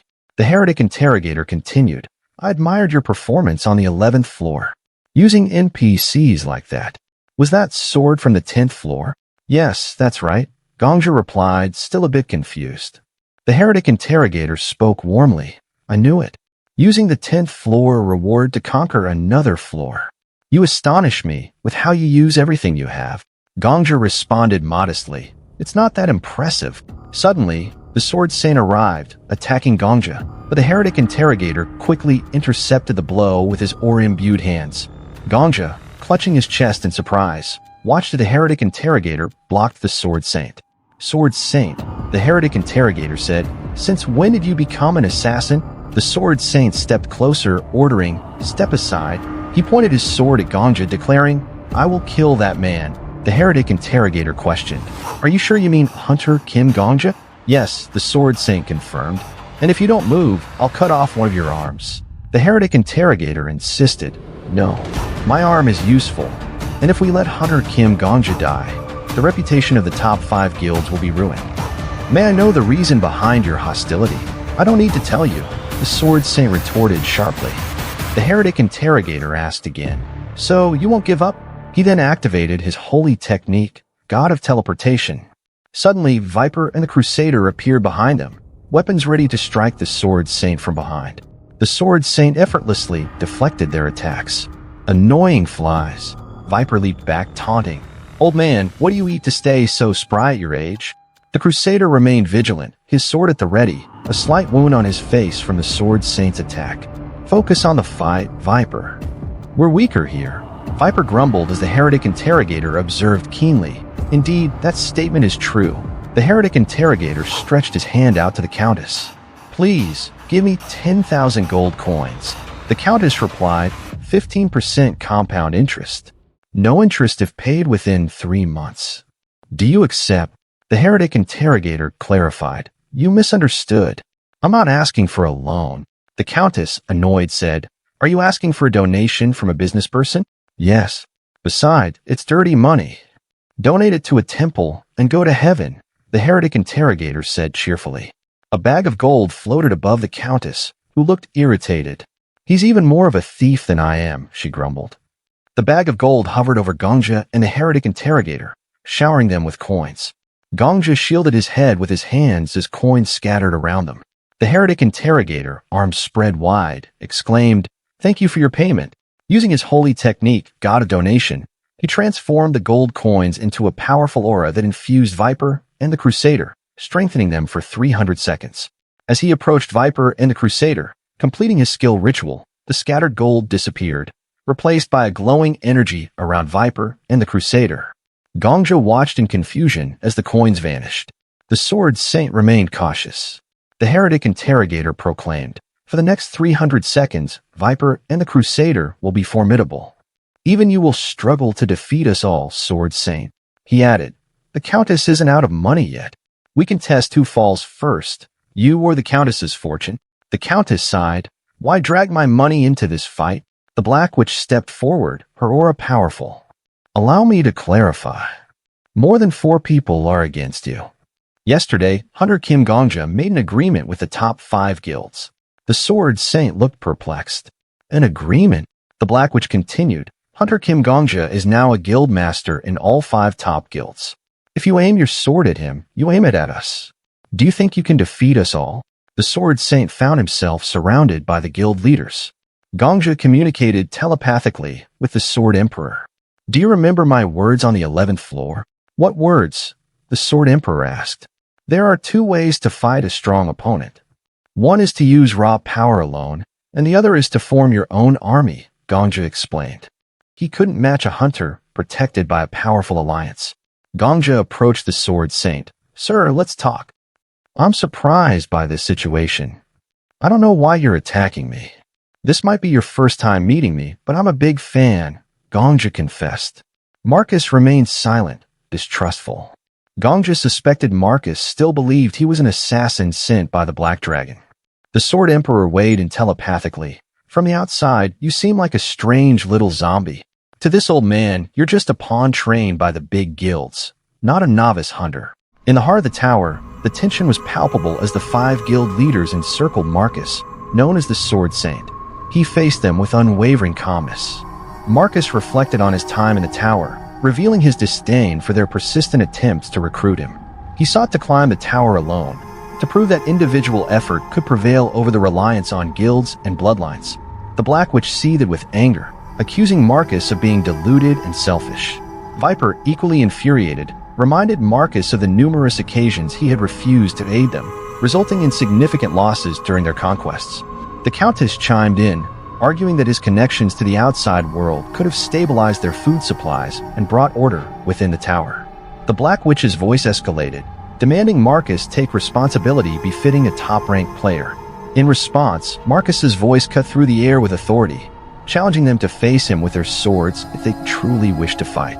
As Marcus's declaration hung in the air, the Sword Emperor, communicating telepathically with Gongja, expressed his admiration for his soul disciple's resolve. Gongja remained silent, contemplating the unfolding drama. Gongja then addressed the guild leaders, questioning their infighting amidst the greater threat of the 12th floor's challenges. He urged them to prioritize their collective mission over petty disputes, emphasizing their role as hunters above all else. Approaching Marcus, Gongja implored him to recognize the desperate plea for help from the NPCs, who, despite being mere constructs, had called upon them as knights and heroes. The Crusader, stepping forward, offered to mediate using his unique skill, lie detector, capable of discerning truth from lies. He asked for their trust to verify the statements, intending to dissolve the mistrust poisoning their unity. Gongja and Marcus reluctantly agreed, placing their faith in the Crusader's ability. Marcus posed a critical question to Gongja, accusing him of murdering 4,000 people. Gongja's affirmative response triggered the Crusader's intervention, revealing the lie. Marcus, stunned, faced the Crusader's revelation that Gongja had not committed such atrocities. The Crusader's skill dispelled Marcus's suspicions, showing that Gongja had killed only one person, a justified act against a mass murderer. The heretic interrogator mocked the situation, amused by the unexpected turn of events. The Sword Emperor, slightly embarrassed, acknowledged the futility of relying solely on skills without judgment. Gongja, seizing the moment, approached Marcus, emphasizing the misunderstanding and the necessity of moving forward united. Marcus, confronted with the truth and the gravity of his wrongful accusations, was left in silent turmoil. Gongja, with unwavering confidence, suggested it was time for an apology, looking directly into Marcus's eyes, challenging him to reconcile with the reality and mend their fractured alliance. Gongja stood before Marcus, seeking an apology. Marcus, visibly nervous, hesitated before addressing the assembled guild leaders, confirming the truth of the accusations against him. "Is your name Kim Gongja?" he asked, to which Gongja replied affirmatively. Marcus's grip tightened around the hilt of his sword as he continued, expressing a desire to prove his innocence. Gongja's mind raced, contemplating whether Marcus would try to silence him or resort to violence. However, Marcus surprised everyone by sheathing his sword and kneeling before Gongja, apologizing sincerely from the depths of his heart. He admitted his mistakes, acknowledging his reckless judgments that nearly led him to kill innocent people. He offered to do anything Gongja requested as reparation, except take his own life. Gongja, struck by Marcus's genuine remorse, saw an opportunity. He asked Marcus to teach him swordsmanship and accept his challenge to duel whenever he requested. This request stunned the other guild leaders, who expected Gongja to demand something more significant. Gongja explained his rationale, feeling a bit embarrassed yet sincere.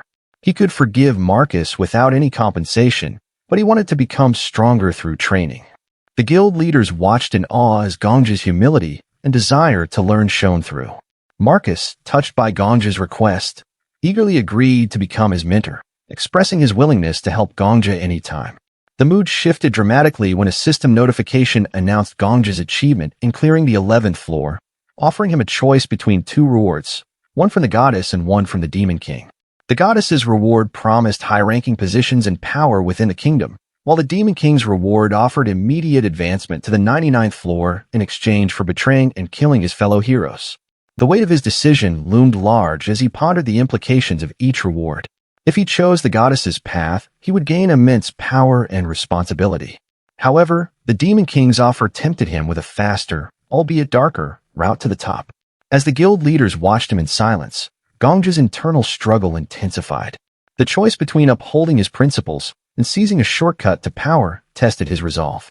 The system's voice urged him to decide, leaving Gongja standing at the crossroads of destiny, contemplating his next move in the treacherous climb up the tower.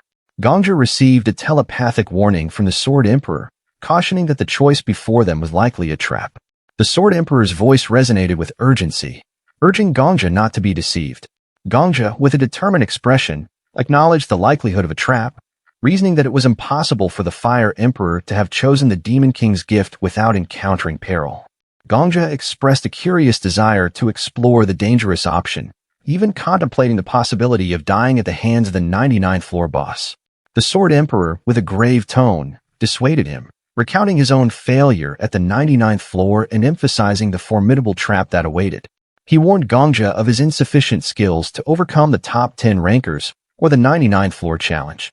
Contemplating the Sword Emperor's caution, Gongja decided to choose the safest path.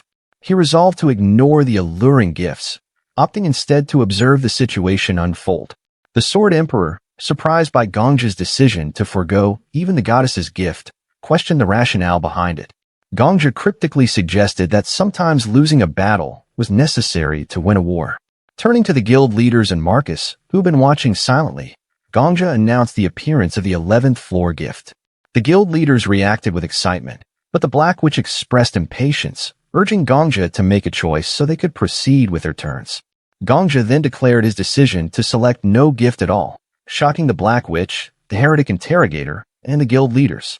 System notifications confirmed Gongja's choice to forego the level gift, prompting reactions from the goddess and the Demon King. Marcus, who ranked second, expressed understanding of Gongja's cautious approach, though he opted to accept the goddess's gift, choosing the role of chief knight of the kingdom. Instantly, ironclad knights pledged their allegiance to Marcus. Observing the process, the Heretic Interrogator compared the scenario to a game of Mafia, proposing they label those siding with the goddess as heroes and those with the Demon King as traitors. He highlighted the disadvantage for the traitor in this game, suggesting they had tools like the Paladin's lie detection skill to weed out deceit. The Heretic Interrogator's display of his chosen gift's information to the other guild leaders underscored the game's dynamics. He chose the role of Great General, summoning iron-armored soldiers who pledged loyalty to him. Following suit, Viper selected the role of Chief Guard, while the Paladin chose Minister of Foreign Affairs. The Black Witch, taking on the role of Minister, cautioned everyone against choosing the Demon King's gift, emphasizing its danger. The Countess opted to become the Minister of Finance, with each guild leader receiving their respective followers. As the system concluded the distribution of gifts, the Sword Emperor telepathically reached out to Gongja, questioning the extremity of his cautious approach. Gongja affirmed his choice, contemplating when to pursue prey and when to retreat. System notifications reveal that 8 contributors had accepted the goddess's gift, while 1 had chosen the Demon King's. The revelation of a traitor among them incited a mix of anger and fear. The Black Witch cursed the fool who selected the Demon King's gift, while the Heretic Interrogator and Viper expressed a grim understanding of the ensuing chaos, reminiscent of the early tower raids. The Black Witch's voice pierced the air. Declaring her leadership of the Black Dragon, she ordered the Paladin to use a lie detector and interrogate everyone, threatening immediate death to anyone who avoided questions. The Paladin began by asserting his own innocence, then turned to Hunter Kim Gongja, acknowledging his sacrifice of a reward and confirming his innocence as well. The paladin asked if Gongja had chosen the Demon King's reward, to which Gongja calmly replied, no. The paladin's lie detector confirmed Gongja's honesty, bringing relief to the Countess and the Black Witch. Next, the paladin questioned Marcus, the Sword Saint, who swore in his honor that he hadn't chosen the Demon King's reward. The heretic interrogator, with a cheerful demeanor, also denied choosing the reward, as did Viper with a scowl and curse. The Countess hid behind her fan, similarly denying the accusation. The paladin then approached the Black Witch, who angrily denied choosing the reward as well. Declaring that everyone had been truthful, the paladin confirmed the statements of the key leaders. However, Viper raised the critical question. If none of them were the traitor, then who was? A system notification appeared, mocking their foolishness, followed by another indicating the Demon King's amusement. The paladin suggested that the traitor might have the ability to hide lies or even have a dual personality, provoking Marcus to threaten him with suspicion. The Black Witch questioned Marcus' suspicion, to which Marcus suggested that the paladin could have deceived the 5 great guilds. The paladin admitted the possibility of being the traitor, yet stressed the importance of maintaining unity and calm. His words were cut off by the heretic interrogator's mocking laughter, who dismissed the idea of trust built over 10 years and criticized the efficiency of the paladin's plea for patience. The heretic interrogator then unleashed his divine body skill, attacking the lower-rank hunters alongside Viper. Despite the paladin's hysterical protests, the duo easily killed them, prompting system notifications that none were the Demon King's servants. Marcus, enraged by the needless deaths, brandished his sword, calling the interrogator and Viper disgusting traitors. The heretic interrogator, having confirmed the lack of betrayal among the lower ranks, cleaned his bloody hands and noted that the traitor must be one of them. His calm demeanor enraged the paladin, who pleaded for patience and calm. Marcus' swift attack severed the interrogator's arm, leading Viper to defend against Marcus with his own sword. As Viper struggled, the paladin approached Gongja, begging him to stop Marcus. Gongja reflected on the tension and the 3 senseless deaths, questioning if the interrogator had always been so ruthless. The paladin explained the interrogator's brutal rise to power through religious conflict and mass murder. The interrogator, unapologetic, asked Gongja to stop Marcus, prompting a frustrated Gongja to approach the battlefield. Gongja called out to Marcus, invoking his respect and asking him to cease the fight to discuss the situation. Mentioning Marcus' grandson, Gongja managed to halt the Sword Saint's assault, who admitted he could kill them any time and preferred to catch the traitor first. Gongja proposed focusing on the real enemy, the Demon King, urging the guild leaders to unite against the common foe rather than each other. Showing them a system notification, he revealed the Demon King's core location on the 20th floor. Gongja inspired the group with his confident and authoritative stance, calling for solidarity and the destruction of the Demon King's core to eliminate the reward and end the treachery, testing them. Gongja and Marcus listened intently to the system notification. Suddenly, a crimson rain began to pour heavily, causing panic within the palace. The people inside looked terrified and desperate, their eyes reflecting utter hopelessness. Even the imperial soldiers kneeled, clutching their heads in fear, murmuring, "This is a nightmare. The nightmare rain has returned. We are cursed. It's the Demon King." Observing this, Viper exclaimed in confusion, "What is wrong with them? This is just part of the act, right? What's up with these NPCs?" Viper's perplexity was evident. Gongja surveyed the surroundings and thought, the quest has finally begun. He cautiously tried to understand the situation when a powerful tremor shattered the Imperial Palace's windows. Standing before the shattered window, Gongja saw a terrifying sight. A colossal figure, wielding a massive sword, loomed in the distance, visible from the faraway palace.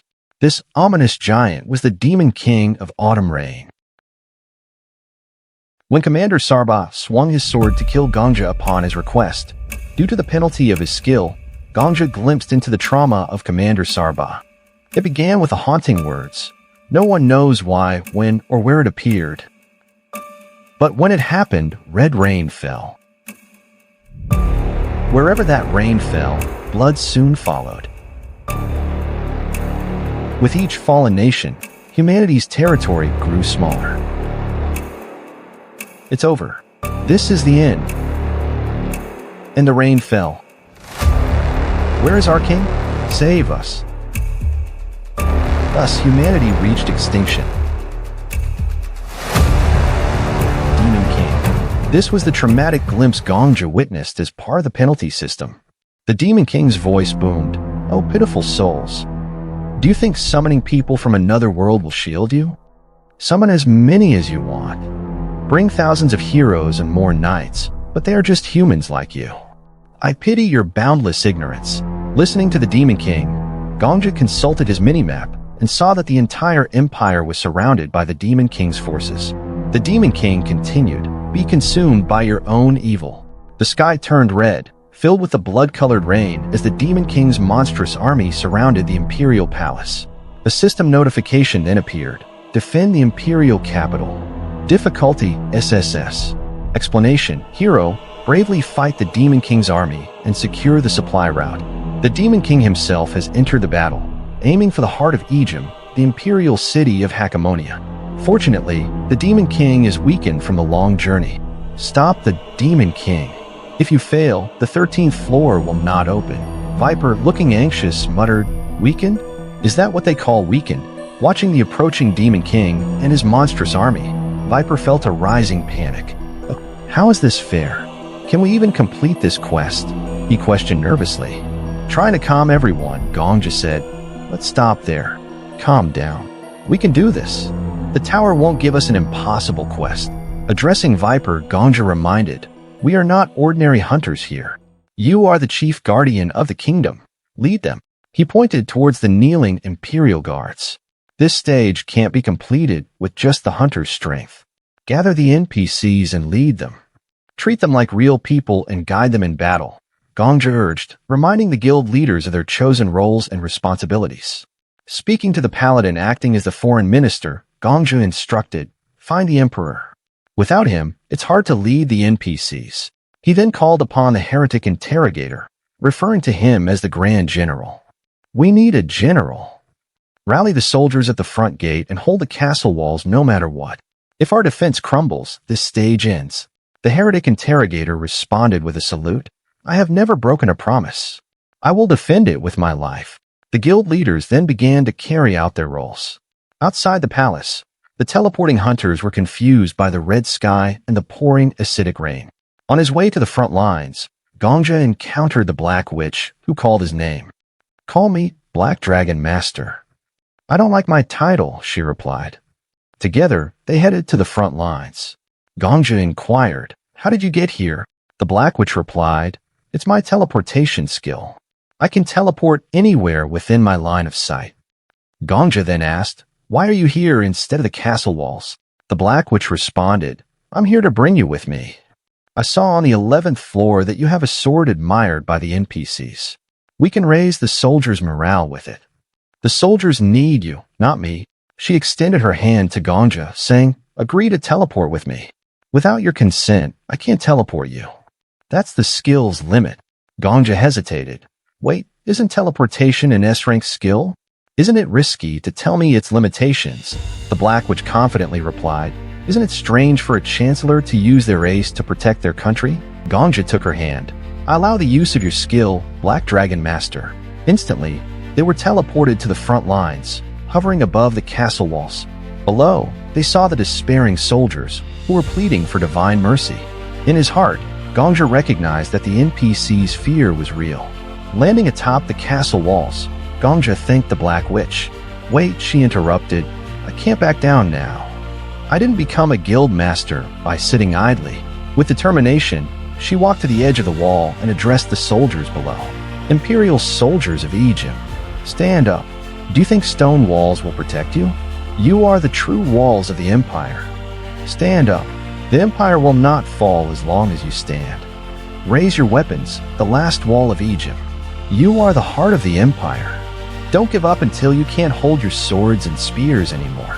Holding Gongja's arm, she lifted his legendary sword high, shouting, "The gods protect us." The sword's hilt, shaped like an animal's head, began to shine brightly. Another notification followed. The goddess of protection uses all her authority. A brilliant light emanated from Gongja's sword, illuminating the entire castle. Gongja stood atop the castle tower, holding a brightly shining sword. The light from the sword enveloped the entire castle, shielding it from the pouring red rain. Soldiers, witnessing this miracle, shouted in elation, "The rain has stopped.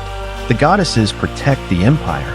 They looked upon the glowing castle with renewed hope. Inwardly, Gongja reflected, thinking that the power he wielded was not extraordinary, and that the rain had only ceased above the light of the holy sword.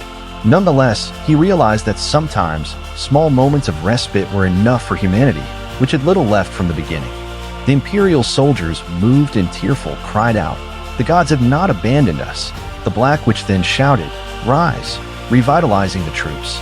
A soldier encouraged his despairing comrade, saying, "What kind of behavior is this in front of the Chancellor? Stand up." From the castle, Gongja, seeing the Black Witch's character for the first time, looked at her in wonder. The Black Witch responded, "Why are you looking at me like that?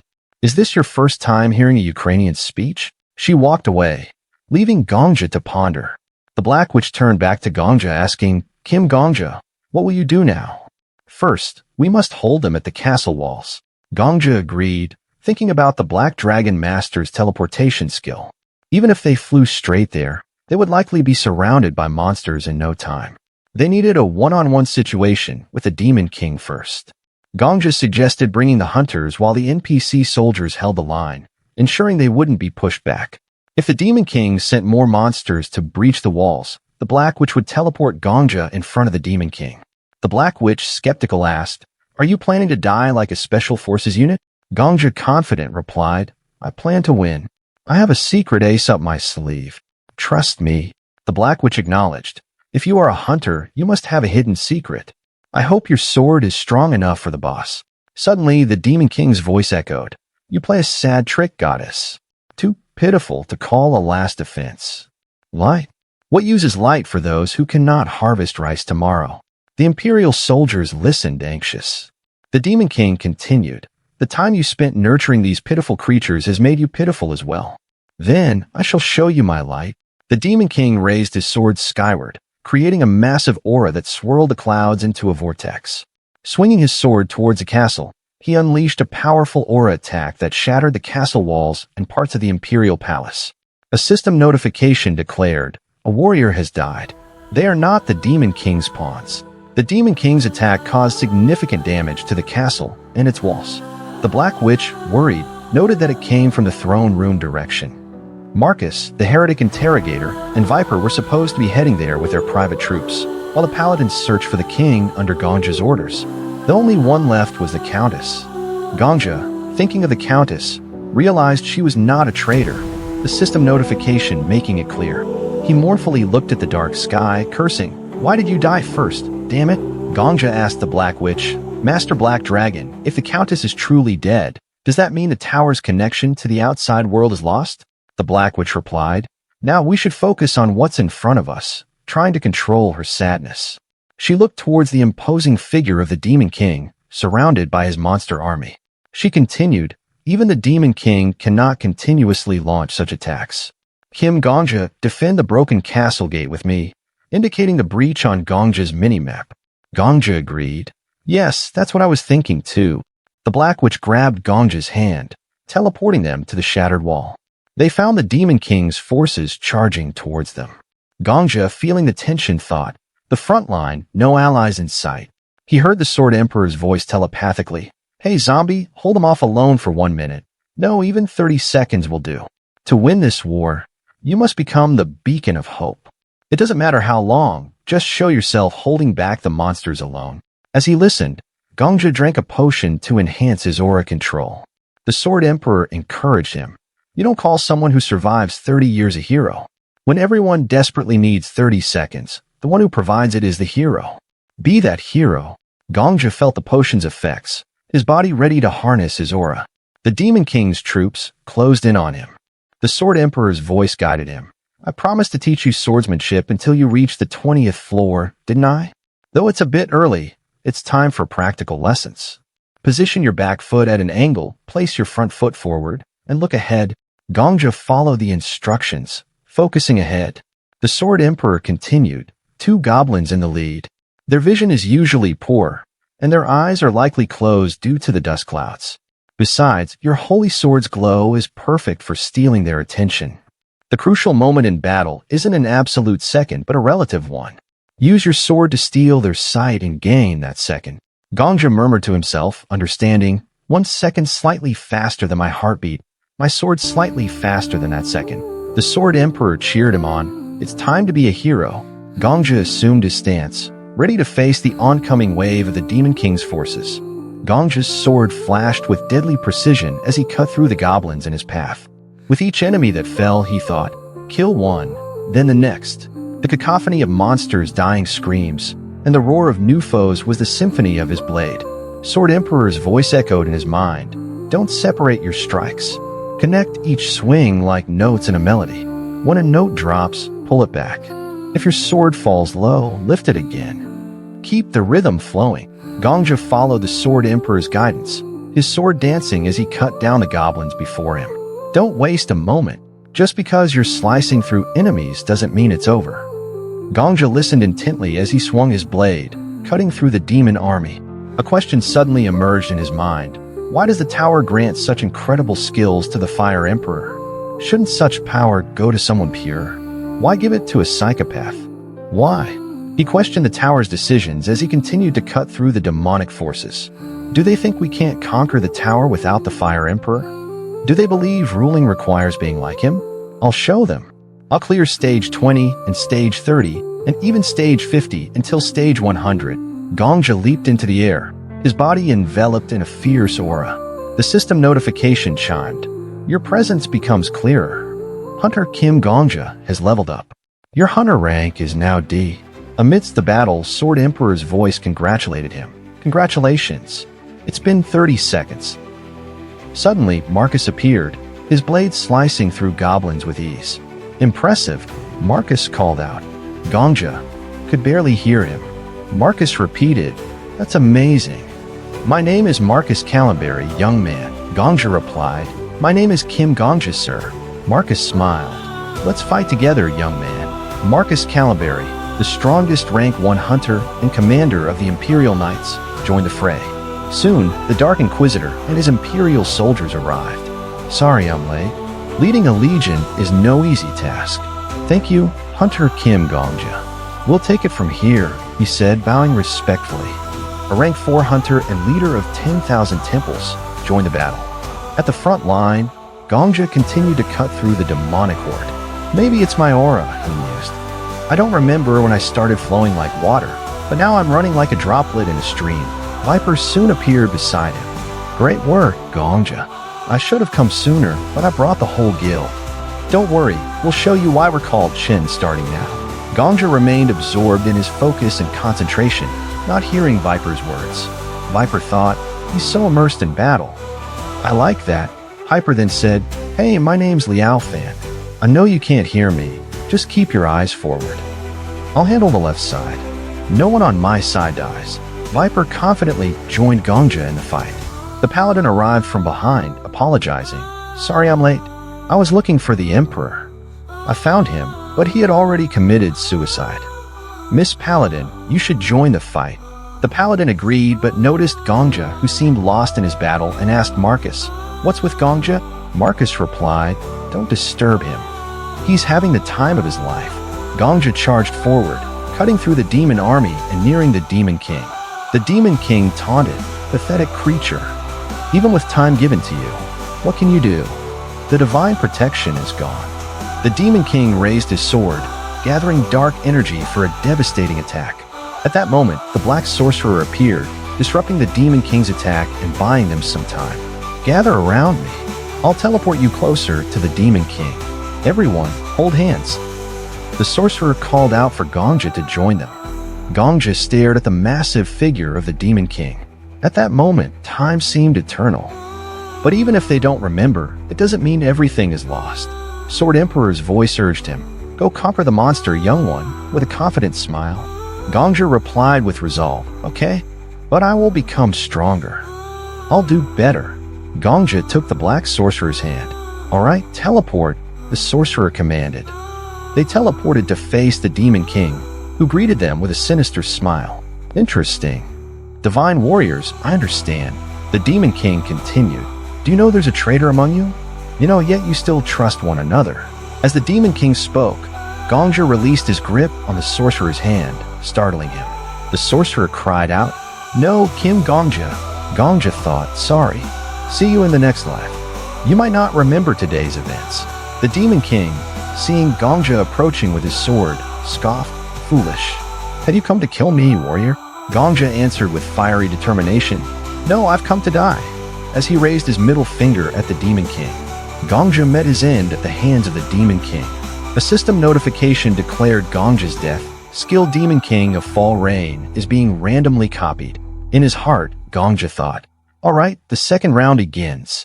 In the nether dimension owned by Gongja, his skill successfully copied a random skill from the Demon King. The Sword Emperor informed Gongja that he had seen all the Demon King's skills and offered to recite them. Gongja asked Sword Emperor to read out the interesting skills. Sword Emperor began with a skill named Hate Flows Like Rain, ranked S. Its effect: you become invisible and others cannot see you. People consider what they can't see as non-existent. Show them how many lives are lost due to ignorance. The sky will rain red with the blood spilled in this world, but only the blood you see will become rain. Next, Sword Emperor read a skill named The Heart Cries Echoing, ranked A. Its effect: your emotions amplify your aura. The stronger your emotions, the more your aura reacts. Any emotion, revenge, hatred, sadness, fuels the fire, but you gradually become addicted to these emotions. Finally, Sword Emperor recited 100 Ghost Summon, an SS-rank skill. Its effect: anything you kill is summoned as a monster.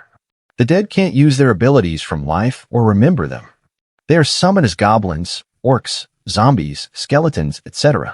You can only summon them once a week. There were many other skills, but these three stood out. Gongja decided to choose one of these skills, confident it was the best for his growth. Sword Emperor did not object, trusting Gongja had his reasons.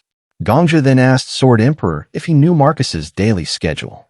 The Sword Emperor informed Gongja, detailing the rigid schedule of the elderly Sword Saint. Gongja requested the schedule details for planning purposes. After selecting his chosen skill card, Gongja received a penalty, a medium-level trauma from the Demon King of Fall Rain. This trauma would be detailed later. Upon experiencing the Demon King's trauma, Gongja returned to 24 hours before his death, gathering with guild leaders at a cafe in Babylon. After winning a poker game, he prepared to leave. The Black Witch inquired about his destination.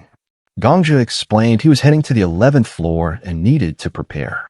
The Black Witch questioned how he would prepare without knowing the 11th floor's nature. Unlike before, Gongja paused, remembering his previous life struggles with the guild leaders. The Black Witch scolded him for his silence, prompting Gongja to express his admiration for the leaders. Gongja then shared his knowledge about the 11th floor, gained as a reward for completing the 10th floor. He asked for the guild leaders' future assistance in return, promising it would not endanger their lives, involve money, or require killing anyone. The leaders agreed to his terms.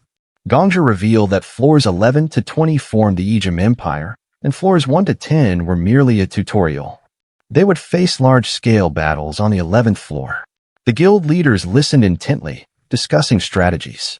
Afterward, Gongja asked the paladin to walk and talk privately.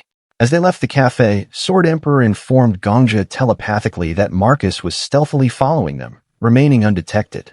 Gongja recalled past pain from Marcus's betrayal. If Marcus attacked, the guild leaders would retaliate, leading to mutual destruction. As they walked, the paladin asked their destination, noting the dark surroundings. Gongja mentioned a recommended shop, secretly baiting Marcus. Armed with Marcus's schedule from the Sword Emperor, Gongja deliberately took a route to ensure Marcus followed. Gongja explained to the paladin about an unnamed but highly skilled apothecary. The paladin trusted Gongja, using his lie detection skill. They arrived at the apothecary, run by a healer who had previously made potions for Gongja. The healer was surprised by the paladin's visit, a prominent guild vice leader. Gongja suggested the healer might contract with a civil militia guild for supplies, and the healer was grateful for the opportunity. Suddenly, Marcus entered the apothecary, loudly demanding everyone except Gongja leave, wishing to speak with him alone. Marcus, known as the Sword Saint, arrived with deadly intent, seeking out Gongja, whom he believed to be a murderer trained by the great guilds. His mere presence radiated a murderous aura that alarmed the paladin. Despite knowing he was no match for Marcus, the paladin resolved to fight, determined to protect the innocent, even if it cost him his life. Gongja, recalling a weakness of Marcus from a past life, knew that Marcus had a deep aversion to harming the innocent. The paladin, pure and blameless, became Gongja's shield. As tensions escalated, a healer loyal to Gongja declared that no harm would befall a patron in this place, not even by the hand of the Sword Saint. Marcus hesitated, recognizing the healer's sincerity. Realizing the power of the moral high ground, Gongja observed silently, understanding that while they lacked the strength to defeat Marcus, it was the goodness of these people that could stay his hand. Finally, Marcus withdrew, deciding that today was not the day to strike, but not before Gongja boldly challenged him to a duel the next day, in the northern fields outside the city. If Marcus wanted to truly know him, he would need to face him there. Marcus agreed, but before departing, Gongja inquired about his reputation as a killer. The paladin revealed that Marcus wasn't widely known as such, but the 5 guild masters were aware of his tragic past. He had lost his daughter and son-in-law to the same murderer. Now, only his grandson remained, and Marcus had vowed to show no mercy to killers. The next day, Gongja met Marcus at the appointed place. The tension was palpable as Gongja tried to reason with Marcus, revealing that he knew of Marcus's ability, detective insight, a skill that detected the guilt of others. Gongja explained that his own skill was akin to prophecy, allowing him to foresee the tragic cycle they were trapped in. Despite his explanations, Marcus remained skeptical.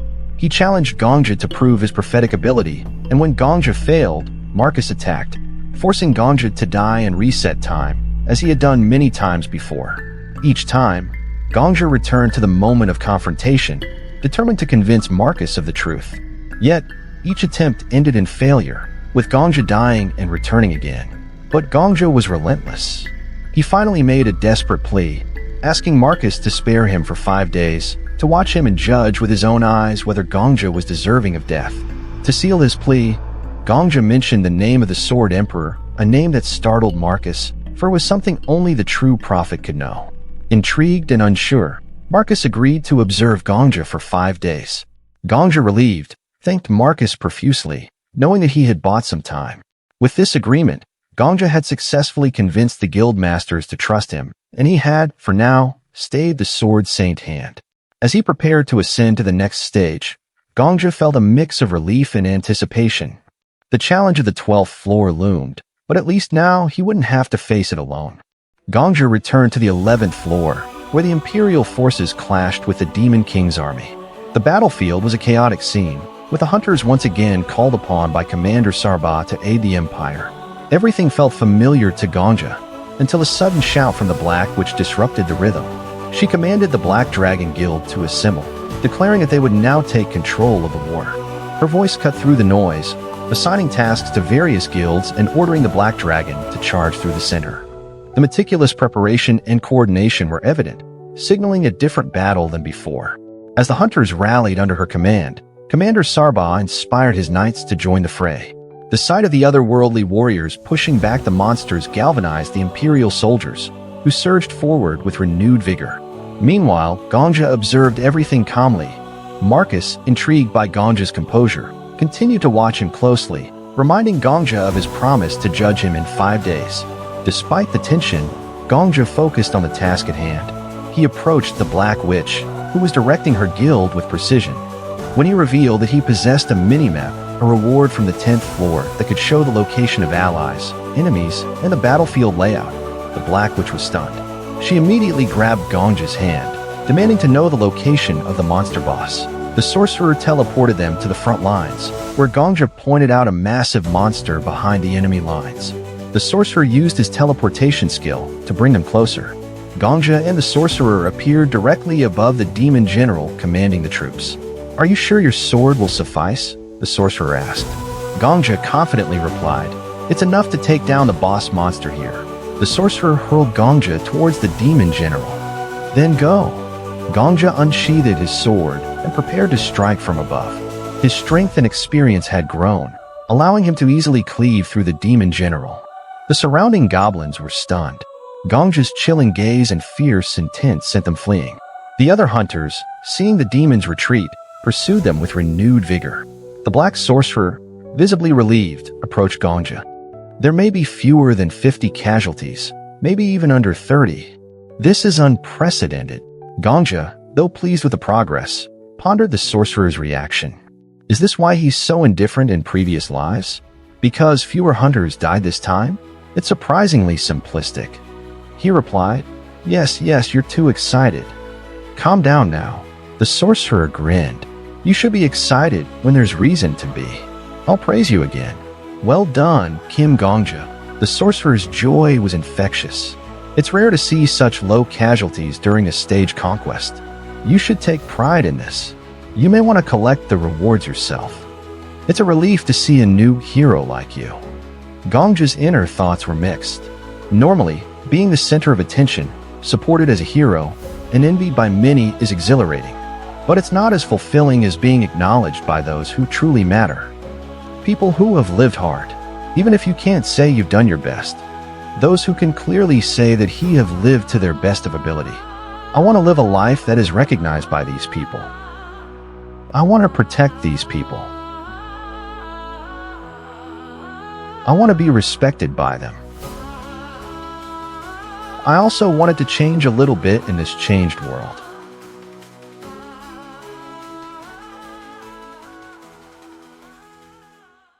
As the top contributors of the 11th floor were teleported to the Imperial Palace, Gongja gathered the other guild masters to deliver a critical message. In his heart, Gongja felt a surge of triumph. Sword Saint Marcus hasn't unsheathed his sword against me this time. Gongja addressed the top contributors in the Imperial Palace, including Marcus. Gongja's face turned serious. Wait, there's something I need to tell you all first. Yesterday, I asked for your assistance for a reason. The Inquisitor recalled. Oh yes, I remember now. Gongja continued. Listen carefully. In 5 days, stay here and do nothing. I will conquer the 20th floor in those 5 days. He raised 5 fingers confidently. I believe we can achieve this. The Black Witch was the first to respond, her disbelief evident. 5 days? Are you serious? She questioned, doubting the feasibility of his plan. Gongja, however, was firm, explaining that his recent triumph on the 11th floor wasn't for them, but for himself. Yet, he reminded them that the knowledge he gained benefited everyone, and so he had the right to ask for this favor. As the system notification rang out, announcing the rewards for clearing the 11th floor, Gongja was presented with choices from a goddess and a demon king. The demon king of Fall Rain, in particular, seemed anxious, urging Gongja to make a decision. But Gongja hesitated, not choosing any reward just yet, his mind focused on the task at hand. The guild leaders deliberated over Gongja's request. The heretic interrogator broke the silence, supporting Gongja's plan. It's not impossible, he said with a grin, convincing the Black Witch to agree as well, albeit reluctantly. One by one, the other leaders followed suit, agreeing to Gongja's terms, except for Marcus, the Sword Saint. He declared that his only promise was to watch over Gongja for the 5 days, not to sit idle. With their agreement secured, Gongja left the Imperial Palace. Outside, the Sword Emperor noticed the eerie stillness of the NPCs, frozen in place. Gongja calmly explained that the quest hadn't started yet, and no one had chosen their roles, leaving the Imperial forces leaderless. This led Gongja to a startling revelation. What if he killed the Demon King before the quest even began? Gongja's minimap revealed the Demon King's solitary position, and he realized that if the king were defeated now, no one could claim his rewards or betray the hunters. Suddenly, a natural phenomenon erupted in the sky, radiating an intense aura. A thick, black, goo-like substance descended and transformed into the form of the Demon King. The Demon King glared at Gongja with fury. How dare you? Take proper steps, warrior of the goddess. It's impolite to come here without making a choice. The Demon King was clearly upset that Gongja had foiled his plans. With a smile, Gongja pointed his sword at the Demon King and said, Demon King, I will kill you before the quest even begins. This way, no hunter or anyone from the Empire will die. No traitors either. Do you understand? This is a happy ending without sacrifices. You keep toying with us, so we can't have a happy ending. So please just die. The Demon King roared in rage. How dare you? You think you can stop me alone? Even without the Empire's aid? Gongja raised his sword, which shone brightly, and charged to meet the Demon King's attack. Inside, he reveled in the moment. A hero, after all, should fight alone. And thus, the 5-day countdown began. On that rainy day, it opened its eyes. A black liquid form appeared, just opening its eyes. The liquid approached a frog and devoured it.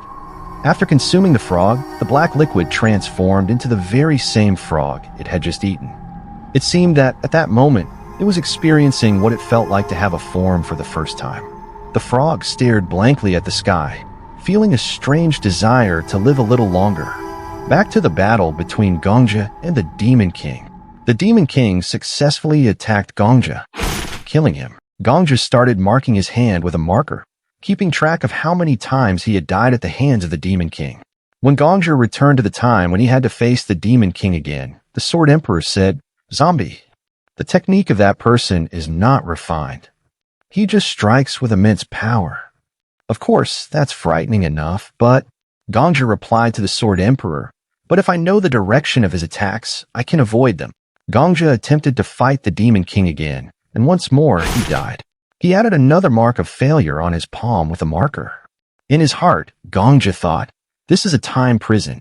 Gongja kept repeating the day when he fought the Demon King over and over again, each time ending in his death. Gongja pondered in his heart, what would happen if the quest were completed the usual way? How many warriors would die in this war? Every time a warrior dies, at least 20 years of their life are lost. 200 years if 10 die. If 100 die, that means 2,000 years. To save that time, I chose no reward.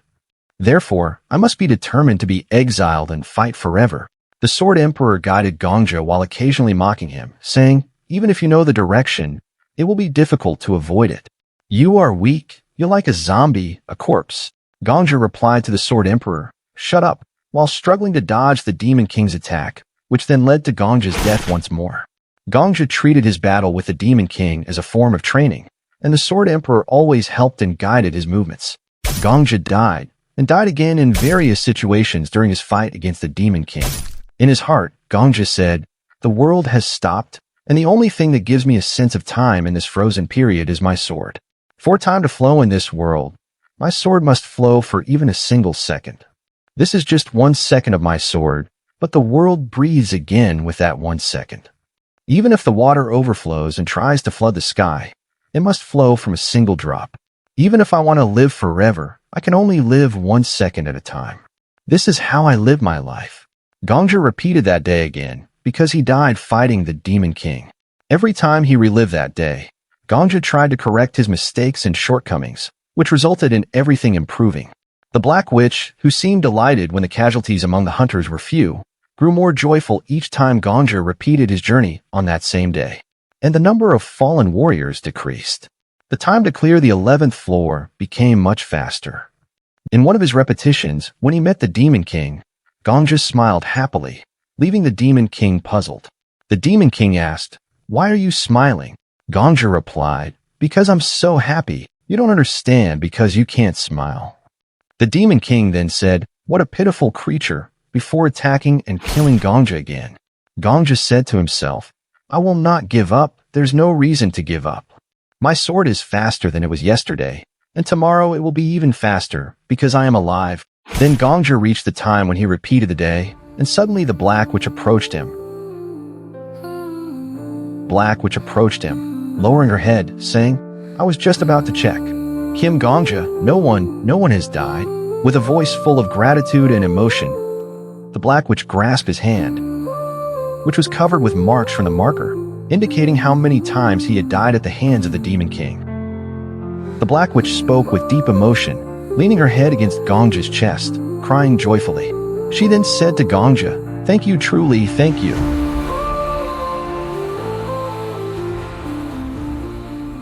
On that day, Gongja faced the Demon King once more. As Gongja tried to dodge an attack from the Demon King, a force blocked and deflected the attack. Gongja was surprised to see it. It was the Black Witch's skill. The Black Witch walked towards Gongja and said, "Sorry, Kim Gongja, I wanted to stay as you asked, but I couldn't bear it any longer." "I think this beast is worthy of being hunted," the Black Witch said enthusiastically. Gongja responded to the Black Witch's words, saying, "This is a hero's game," while smiling at her. Gongja and the Black Witch were excited, facing the Demon King in front of them without fear. Gongja then said to the Demon King, "I wanted to handle you alone, but come to think of it, heroes defeat the Demon King together." The angry Demon King said, "How impudent. I won't use this sword against you anymore." The Demon King then shouted, "Monsters, answer my call." Instantly, thousands of monsters emerged from underground, answering the Demon King's summons. The Black Witch said, "This is not something we can handle alone," she shouted to Marcus. "Don't you even want to help us?" Marcus, preparing to draw his sword, replied, "I wanted to watch a little longer. It hasn't even been 30 seconds since the young ones started fighting." Gongja then said to Marcus, "That's true. I wonder if we should ask for help after 1 minute." The Black Witch then said, "Enough. Both of you, hold my hand and we'll get out of here." But Gongja had a different thought. Gongja said, "No, it's fine," pointing his finger to the sky. Gongja then used the Demon King's own skill that he had successfully copied. The skill was called 100 Ghost Summon. In the depths of the tower, a dark and sinister entity was taking shape. Once a monstrous amalgamation of shadows and malice, it had recently consumed the essence of a lioness. With each new victim, it grew stronger, reveling in the thrill of the hunt and the pleasure of destruction. One day, the creature, now taking on the form of the lioness, stumbled upon a lost little girl in the forest. Seeing the predator approach, the child panicked and fled, crying out for her father's help. The creature pursued relentlessly, its hunger insatiable. It pounced and devoured the child with a ravenous zeal. As it consumed her, the memories of the girl flowed into the beast, transforming it once more, this time into the form of the very child it had slain. Moments later, a distraught father arrived, frantically searching for his daughter. His face was etched with worry as he saw the tattered clothes of what he thought was his daughter. In a chilling twist, the beast, now embodying the girl's form, replied with a deceptive cheerfulness, "Father, I think I'm feeling better now." This was the dark origin of the Demon King's torment, a cycle of consumption and metamorphosis. Meanwhile, the battle against the Demon King raged on. Gongja had decided to utilize the same skill as the Demon King. Gongja said, "Sword Emperor, curious about my choice of skill?" Sword Emperor, intrigued, responded, "Yes, indeed. What's the reason behind it?" Gongja explained, "Initially, I considered a different skill, one that could amplify my aura like when the Demon King unleashed his devastating attack. It would have been amazing to wield such a terrifying power. But after some thought, I changed my mind." He then revealed information about the skill he had copied from the Demon King. "I chose to summon all those I've killed as monsters. But tell me, how many people have I truly killed?" Sword Emperor pondered for a moment before replying, "It should be just 2. The Fire Emperor and yourself." Gongja smirked. "Yes, that seems about right. But guess what? Marcus's skill says my kill count is 4,000. That implies there's a different way to count deaths within the tower. Now, how many do you think I've achieved?" Surrounded by a legion of skeletal warriors, Gongja exuded confidence. "How many deaths have I achieved?" Sword Emperor was taken aback by the sheer number of skeletons, all wielding long knives with green handles. "It's truly staggering," he remarked with a smile. The Black Sorcerer, equally astonished, couldn't believe the scale of Gongja's power. Gongja, feeling slightly embarrassed, just shrugged. The Demon King, enraged, bellowed, "How could you possess the same skill as me?" Gongja taunted, "Curious, aren't you? But I'm not inclined to tell you." "How amusing to see your frustration." The Demon King roared, "I can't forgive this." Gongja turned to Marcus. "Master Marcus, please fight alongside the skeletons. With your help, we won't be overwhelmed." Marcus grumbled, "Fighting alongside monsters is unsettling, but it's preferable to aiding you." His skepticism remained evident. Turning to the Black Sorcerer, Gongja requested, "Master Black Dragon, assist me. We'll face the Demon King together." The Black Sorcerer agreed, "All right, but don't expect me to hold back." Gongja commanded his skeletal forces to assault the Demon King's minions. Sword Emperor observed the tenacity of the skeletal army and remarked, "Look at their persistence. Who are these monsters who fear nothing? They're truly formidable." The Demon King roared in fury, "How dare you from another world? How dare you challenge me with your malice and hatred?" Gongja's sword pointed directly at the Demon King, replied, "It doesn't matter where I come from. I stand here now, even if you still doubt my worth. Stay out of my way." Suddenly, a notification from the tower echoed through the battlefield. The tower grants you a title, Death King. With a fierce leap, Gongja charged at the Demon King. In the shadow of a world plagued by darkness and strife, there existed a figure shrouded in both awe and dread, a figure known as Estelle. Estelle, the saintess of the frontier, was revered far and wide. This former entity of darkness was now celebrated as a divine being, graced with the blessing of the goddess. Her miracles were said to heal the sick and mend the broken, making her a beacon of hope for the desperate. One day, in the sacred confines of a temple, a distraught mother approached Estelle, clutching her ailing infant. "Saintess," she pleaded, tears streaming down her face, "I've heard you can cure any disease. Please, save my child." With a tender yet chilling smile, Estelle took the baby from the trembling mother. "Leave your child with me, and return at dawn tomorrow. I shall tend to him in the meantime." The mother, overwhelmed with gratitude, bowed deeply before exiting the temple. Estelle's gaze fell upon a crying infant, a dark pleasure flickering in her eyes. Such a delicate fragrance. Humans will go to great lengths for love. Her fingers traced the soft skin of the baby. Even wrapped in the simplest cloth, life is precious. Yet, the irony of her compassion was sinister. As she devoured the newborn, its essence mingled with her own. Estelle whispered, "It must be painful, I know. But don't worry, sweet child. I'll let you linger a little longer." She used her dark powers to conjure a new living baby from the black liquid, identical to the one she had consumed. Returning the infant to its mother, Estelle declared, "He is now perfectly healthy. He will never suffer again. Continue to love him as you have." The mother, blissfully unaware of the truth, embraced her child, showering Estelle with fervent thanks. As time passed, Estelle's followers grew in number. They hailed her as a miracle worker, a savior sent from the heavens. Yet, her growing influence caught the attention of local rulers. Farmers and townsfolk alike abandoned their lands to join her, an exodus that threatened the ruler's power. Seeing Estelle as a threat, the rulers conspired to eradicate her and her followers. They accused her of heresy, labeling her a dark sorceress who led the innocent astray. With a coordinated assault, they razed Estelle's sanctuary, slaughtering her devoted followers, deeming them cursed monsters that needed to be eradicated. Estelle could only watch in helpless fury as her temple burned and her followers perished. With a voice laden with wrath, she condemned her attackers. "Those who do not see humanity in others shall be consumed by their own malevolence." Her cry transformed her into a being of pure darkness. Back to the battle. Gongja, still struggling against the Demon King, faced relentless challenges. His skill to summon skeletons, once copied from the Demon King, was now in cooldown for 7 days. Yet Gongja's determination remained unshaken.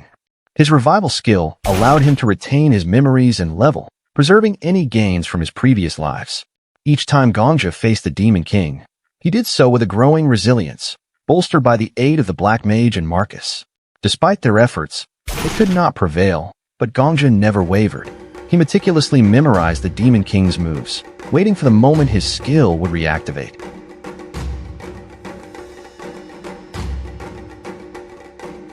When Gongja's skill was finally ready, he summoned a horde of skeletons from the earth, leading them into battle against the Demon King's forces. Under Sword Emperor's guidance, Gongja fought with renewed vigor. In the midst of the fray, Sword Emperor suggested, "Try double summoning later." Gongja struggled, and ultimately fell to the Demon King's attack. In the brief moment before revival, Gongja's frustration was palpable. He had missed the opportunity to utilize his skill effectively, and now faced another 7-day wait. Sword Emperor urged him, "Channel your anger to defeat the Demon King. I completed floor 20 alone, without any of your cheating skills." Gongja resolved to try again, collaborating closely with the Black Mage and Marcus. Gongja directed the Black Mage to strike from the right, exploiting the Demon King's weakness. The Black Mage's powerful spell struck true, wounding the Demon King significantly.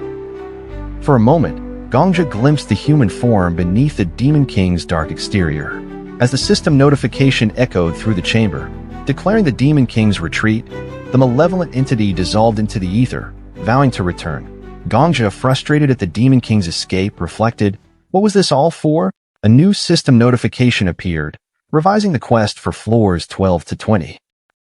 The quest, titled Warrior of the Paused World, challenged Gongja to uphold his principles despite the lack of recognition from the Empire. It was a call to remain steadfast in his dedication to truth and justice, even when unseen. With renewed resolve, Gongja accepted the quest, ready to face whatever came next. The system acknowledged the acceptance, and a hidden quest was activated. May fortune be with you. As Gongja accepted the quest offered by the system, a unique phenomenon unfolded before him.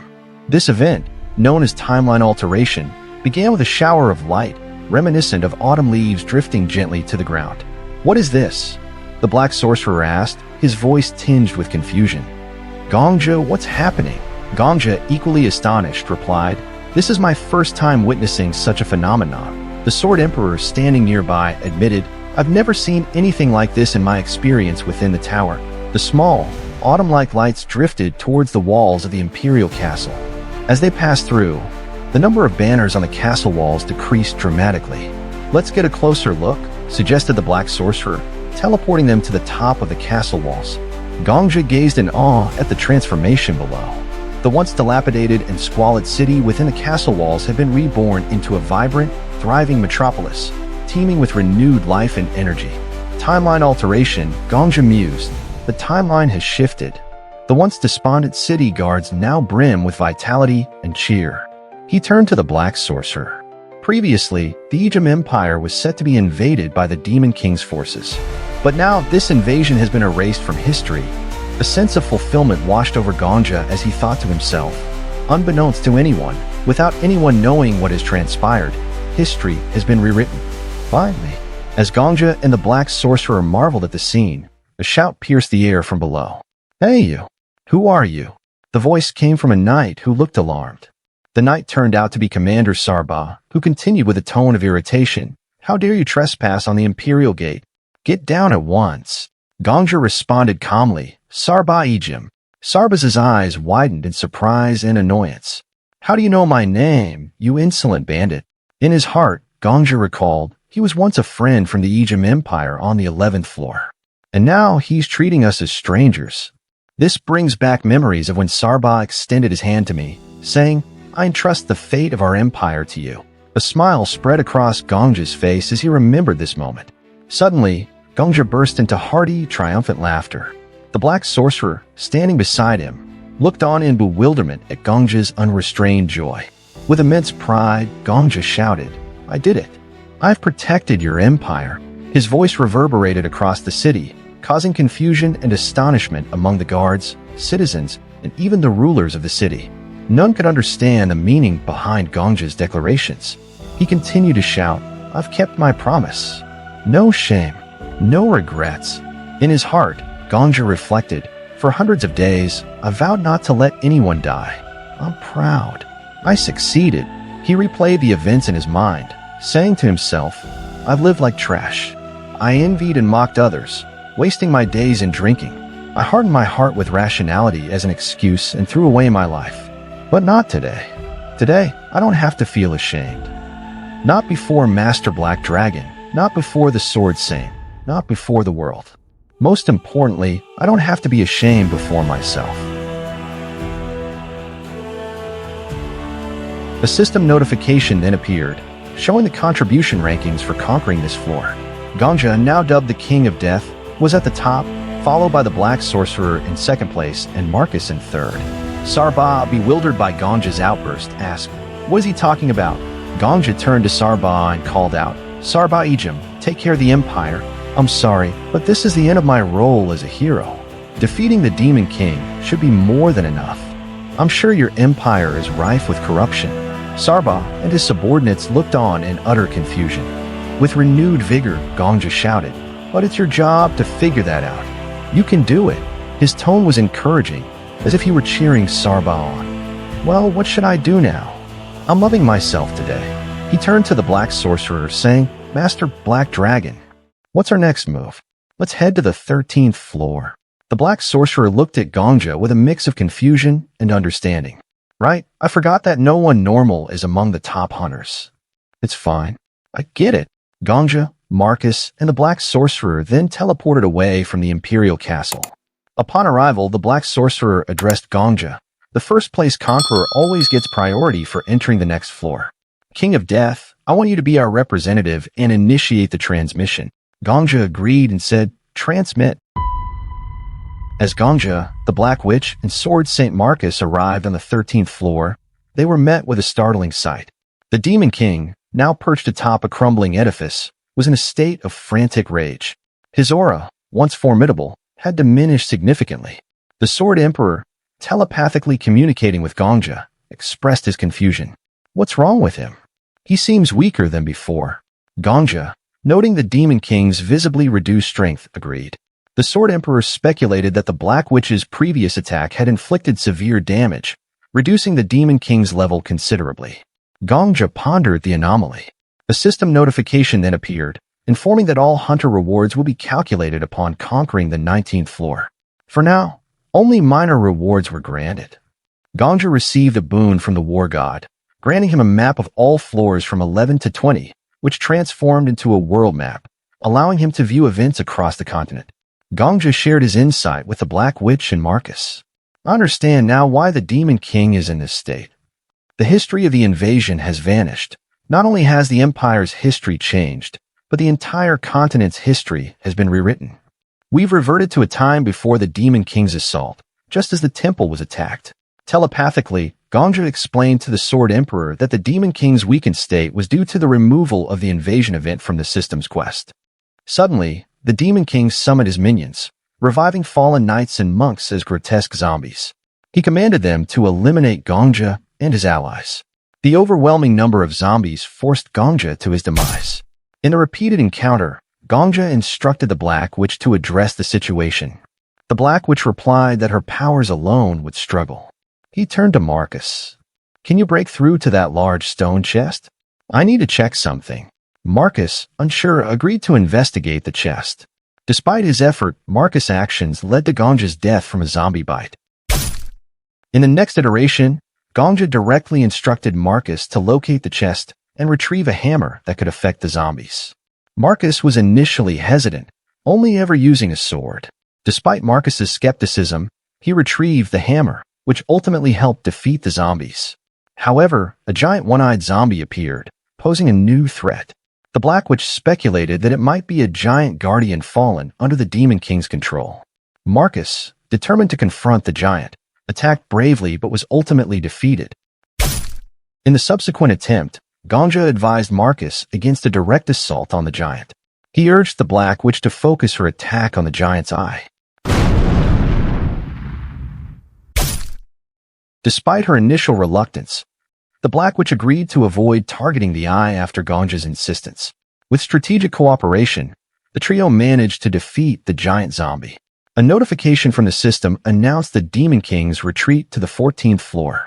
As time rewound, the area returned to its pre-invasion state, with priests playing among children and the giant zombie lying dormant on a hill. Undeterred, Gongja, the Black Witch, and Marcus continued their pursuit of the Demon King, battling through floors and monsters until they reached the 19th floor. Here, the Demon King appeared frail and diminished, expressing his frustration at Gongja. Gongja, drawing his sword, taunted the Demon King. Finally, I see your true form. I came all this way to see your eye, and it's a tragedy we can't meet face to face. Fight with everything you've got, or run again. I wonder how weak you'll be if you flee this time. The Demon King's anger flared. Gongja pressed on. If you don't fight with your full strength, my time here will extend beyond your entire history. In the realm of shattered memories, Gongja's vision is shrouded in the trauma of the Demon King. As Gongja and Sword Emperor witness the towering infernos consuming entire buildings, anguished screams pierce the air. Amidst the raging flames stand a woman, frozen in shock, her expression a mixture of disbelief and sorrow. In her heart, she questions the senseless violence. Why do humans kill each other? The woman recalls the arrival of knights sent by their leaders to extinguish her and her followers. These knights came from every corner of the continent, representing all the empires and rulers, united to annihilate her and her kin. She ponders the legitimacy of their actions. Who granted them the right to incinerate her people?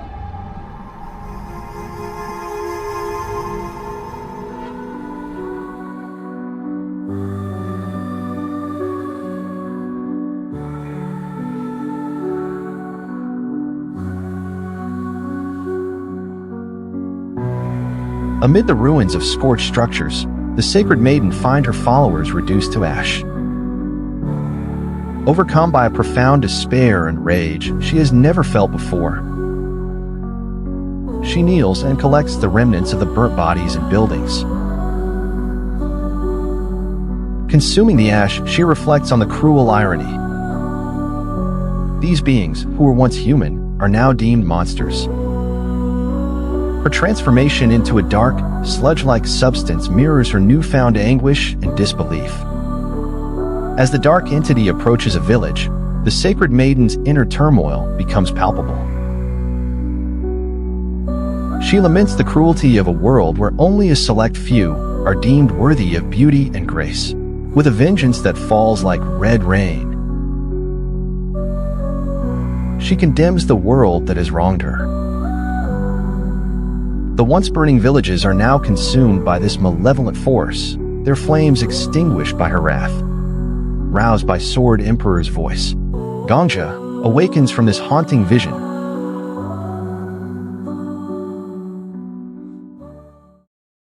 The battle resumes on the 19th floor, where Gongja's relentless assault forces the Demon King into a desperate state. The Demon King's form, once formidable, is now diminishing, his once imposing figure shedding its monstrous veneer. System notifications signal the fading presence of the Demon King, who in a panic, expresses his frustration and dread. Gongja, unwavering, commands the Demon King to retreat to the 20th floor.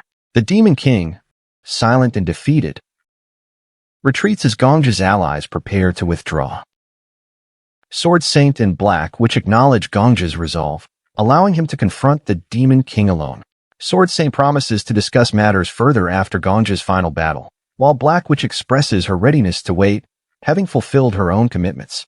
As Gongja teleports to the 20th floor, a system notification greets him. The challenger is the Death King, solitary foe. Good luck. Gongja's triumphs from floors 11 through 19 are acknowledged, granting him a power to enhance any skill he possesses. Drawing his sword, Gongja confronts the Demon King. The final confrontation looms, as Gongja prepares to end the Demon King's reign. A system notification announced the start of the boss stage. Gongja raised his sword, ready to face the Demon King. The Demon King, filled with rage, accused Gongja of trying to burn his sanctuary once more, vowing not to forgive him. But in Gongja's mind, this was the smallest stage with the weakest boss. The Demon King attacked in desperation, but Gongja calmly blocked the strike. He reminded the Demon King of their reversed roles from the 12th floor, where the Demon King was once the aggressor. Now the tables had turned. Gongja's next blow wounded the Demon King, causing a system notification to announce that the Demon King's presence was fading. As the Demon King grew weaker, Gongja's strikes became more devastating. Suddenly, the black fluid enveloping the Demon King's body melted away, revealing a sacred girl, the one from the Demon King's traumatic memories. The system then triggered a class reset, stripping the Demon King of his title. Panicking, the girl begged Gongja to stay away. But Gongja, unfazed, continued to approach, challenging her to stop him if she could. He confronted her with the truth. While everyone in the world might share the blame for what happened, he was an outsider with the freedom to choose. The girl, shaken, could offer no defense. Gongja accused her of hypocrisy, having hidden her true nature after devouring innocent children. The girl tried to justify her actions, claiming ignorance, but Gongja was relentless. He declared that her excuse was no different from those who had once wronged her, and that justice would demand she experience the same fate. In a moment of determination, Gongja called upon the tower to grant him the power to modify his skills. The system approved his request, evolving his skill into 100 Ghost Reincarnation. Now, anything he killed could be summoned to the monster, retaining their memories if he wished. With this newfound power, Gongja prepared to kill the girl, likening it to her own past actions. The girl, realizing her fate, desperately fought back.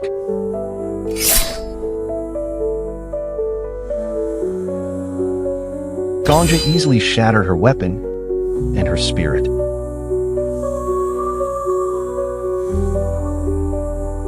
As he prepared to deliver the final blow, the Sword Emperor intervened, reminding Gongja that his skill might not work on NPCs.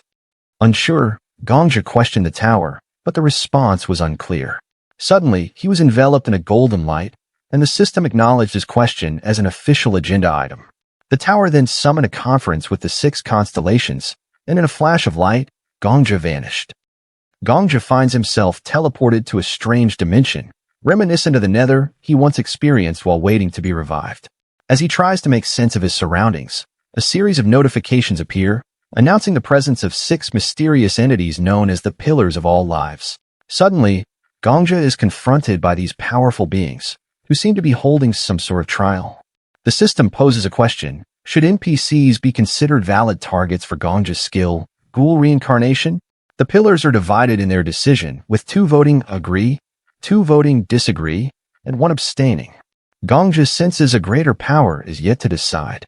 He boldly speaks up, arguing that allowing NPCs as targets is the correct choice, citing the example of how the Demon King revived countless monsters, who were also NPCs.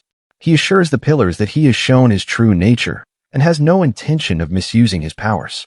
A shadowy female figure emerges, her presence imposing. She instructs Gongja to speak from his heart, not his mind.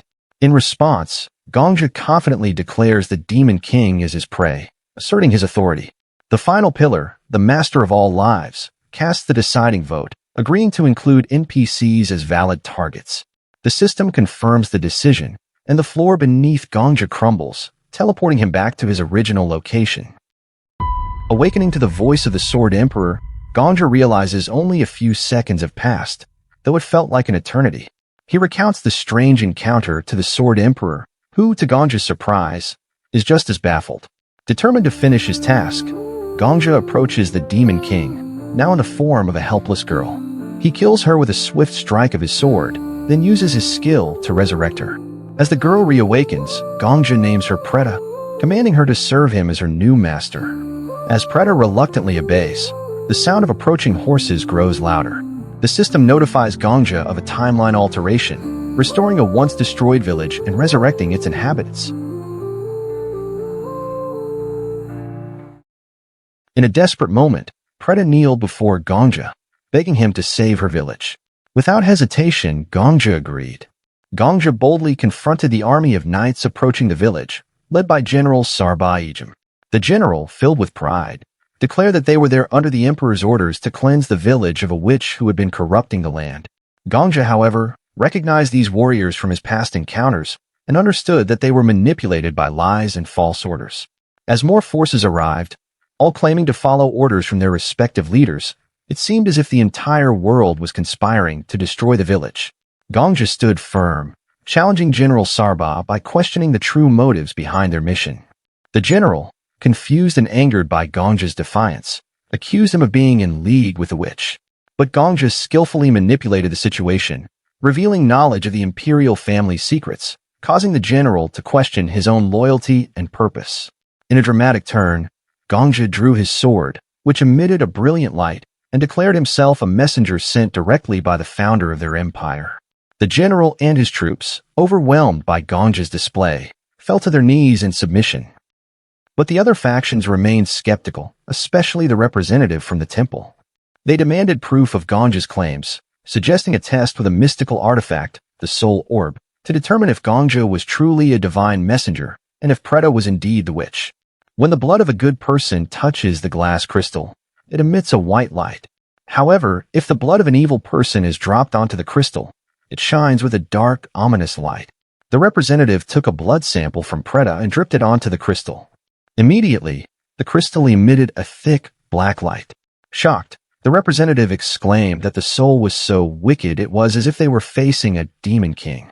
Next, the representative turned to Gongja, questioning whether he, who claimed to be a messenger of the founder, was ready. Gongja confidently affirmed that he was. When Gongja's blood touched the crystal, it suddenly shone with a blinding white light, leaving everyone in awe and confusion. The representative, now panicked, declared that no one with such a pure soul could be lying. The paladin from the temple couldn't accept this and insisted on attacking the village. Gongja, however, asserted his authority, stating that he had already delivered divine punishment by eliminating all evil. To prove his point, Gongja activated his reincarnation power, summoning thousands of skeletons, which terrified the paladin. He explained that these were the souls of sinners he had vanquished, fulfilling his divine duty to cleanse the world of evil. The representative of the Mere People Empire, moved by this revelation, praised Gongja, recognizing him as the true apostle of the goddess. Gongja confirmed this with a commanding presence, emphasizing that his role was to imprison these evildoers in hell for eternity. The representative, filled with admiration, asked for Gongja's name and vowed to follow his commands. Gongja, now fully recognized as the apostle, had asserted his divine authority, leaving no doubt of his power and purpose. Gongja had just conquered the 20th floor, and the system notification confirmed it. The Death King had succeeded. As he reflected, Gongja was satisfied that he had completed every floor up to the 20th without any casualties. No hunters, no citizens, not even Preda, whom he now held by the head. In his mind, Gongja thought about how the 20th floor would resolve itself, even without his direct intervention. The destruction of the village felt like a natural end. The people in the tower wouldn't care about the outcome, whether good or bad. If they did, the Flame Emperor wouldn't have made it past the 40th floor. The fates of these worlds weren't determined by the tower's inhabitants. This conclusion wasn't inevitable. It was the result of his choices. This is the end I've chosen, Gongja thought as he surveyed the scene before him. There would be no rain from the sky today, no flames consuming the land. The system notification announced again, the 20th floor has been completed. The 21st floor will open in 24 hours. As before, fireworks lit up the sky, and a countdown appeared above. Suddenly, the Black Witch appeared, leaping onto Gongja and hugging him from behind, laughing with joy. You're insane. You've done something unbelievable for someone not even 20. Marcus, watching from a distance, smiled. You finished the 20th floor in just 5 days. Do you even know what kind of people live in this tower? The Black Witch exclaimed, showing him her phone, which displayed articles about Gongja's success. I dropped by the first floor and took these screenshots. There were so many articles, I couldn't grab them all. But you have to see this, it's not just the tower that's buzzing, the whole world is talking about you. All the articles focused on Gongja, his origin, his life story, and how he became a hunter. Did you get all of these yourself? Gongja asked. Of course, she replied with a smile, still holding him tightly. Gongja felt a wave of emotion wash over him as the Black Witch showed him one particular article. Gongja had just risen to the 3rd rank in the tower, right behind the Black Witch and Marcus, the Sword Saint. This has never happened before in the tower's history. I can't believe you jumped to the 3rd rank just like that, the Black Witch said, reminding Gongja that he was now a top-tier hunter, on par with guildmasters. She then asked, by the way, who are those people? Referring to the soldiers setting up camp nearby. Gongja explained that they were troops from across the continent. After defeating the Demon King, there had been an event where these forces attacked the 20th floor. He had used his skills and items to trick them into believing he was a royal envoy, and they had withdrawn as a result. So you can lie too, huh? The Black Witch teased. Yeah, I managed to clear the floors without any casualties because of it, Gongja admitted, scratching his head in embarrassment. I'm not criticizing you. I'm actually relieved. Thanks to you, we can start trading here, the Black Witch said with a cheerful smile. No more bowing to those old men from the outside world. Let's see if they can keep driving down prices with food now. Marcus added, trading between the tower and the outside world has always been unfair.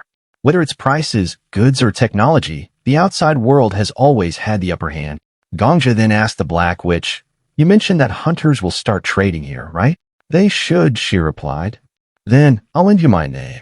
In this world, I'm the envoy of the kingdom's founder and the goddess's messenger, Gongja said confidently.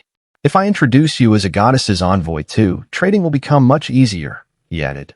The Black Witch eyed him suspiciously. That's a good offer, but you must want something in return. What is it? The 20th floor. I want the 20th floor to be mine, Gongja declared, catching Preda by surprise. In exchange, I won't take the rewards for clearing floors 11 through 19. You can share those profits with the other hunters, Gongja proposed. The Black Witch found the offer intriguing. That's a tempting deal, but I can't decide on my own. I'll need to discuss it with the other guild masters. Are you sure you want this place? It's small and not really suitable for farming. From my experience, the rewards from clearing floors 11 through 20 are more valuable. Gongja, smiling, replied, I prefer land over money. Preda stood behind him, full of hope. I'll gather the other guild masters. You'll meet them too, so let's hold a meeting on the first floor. Together, Gongja, the Black Witch, and Marcus teleported back to the first floor.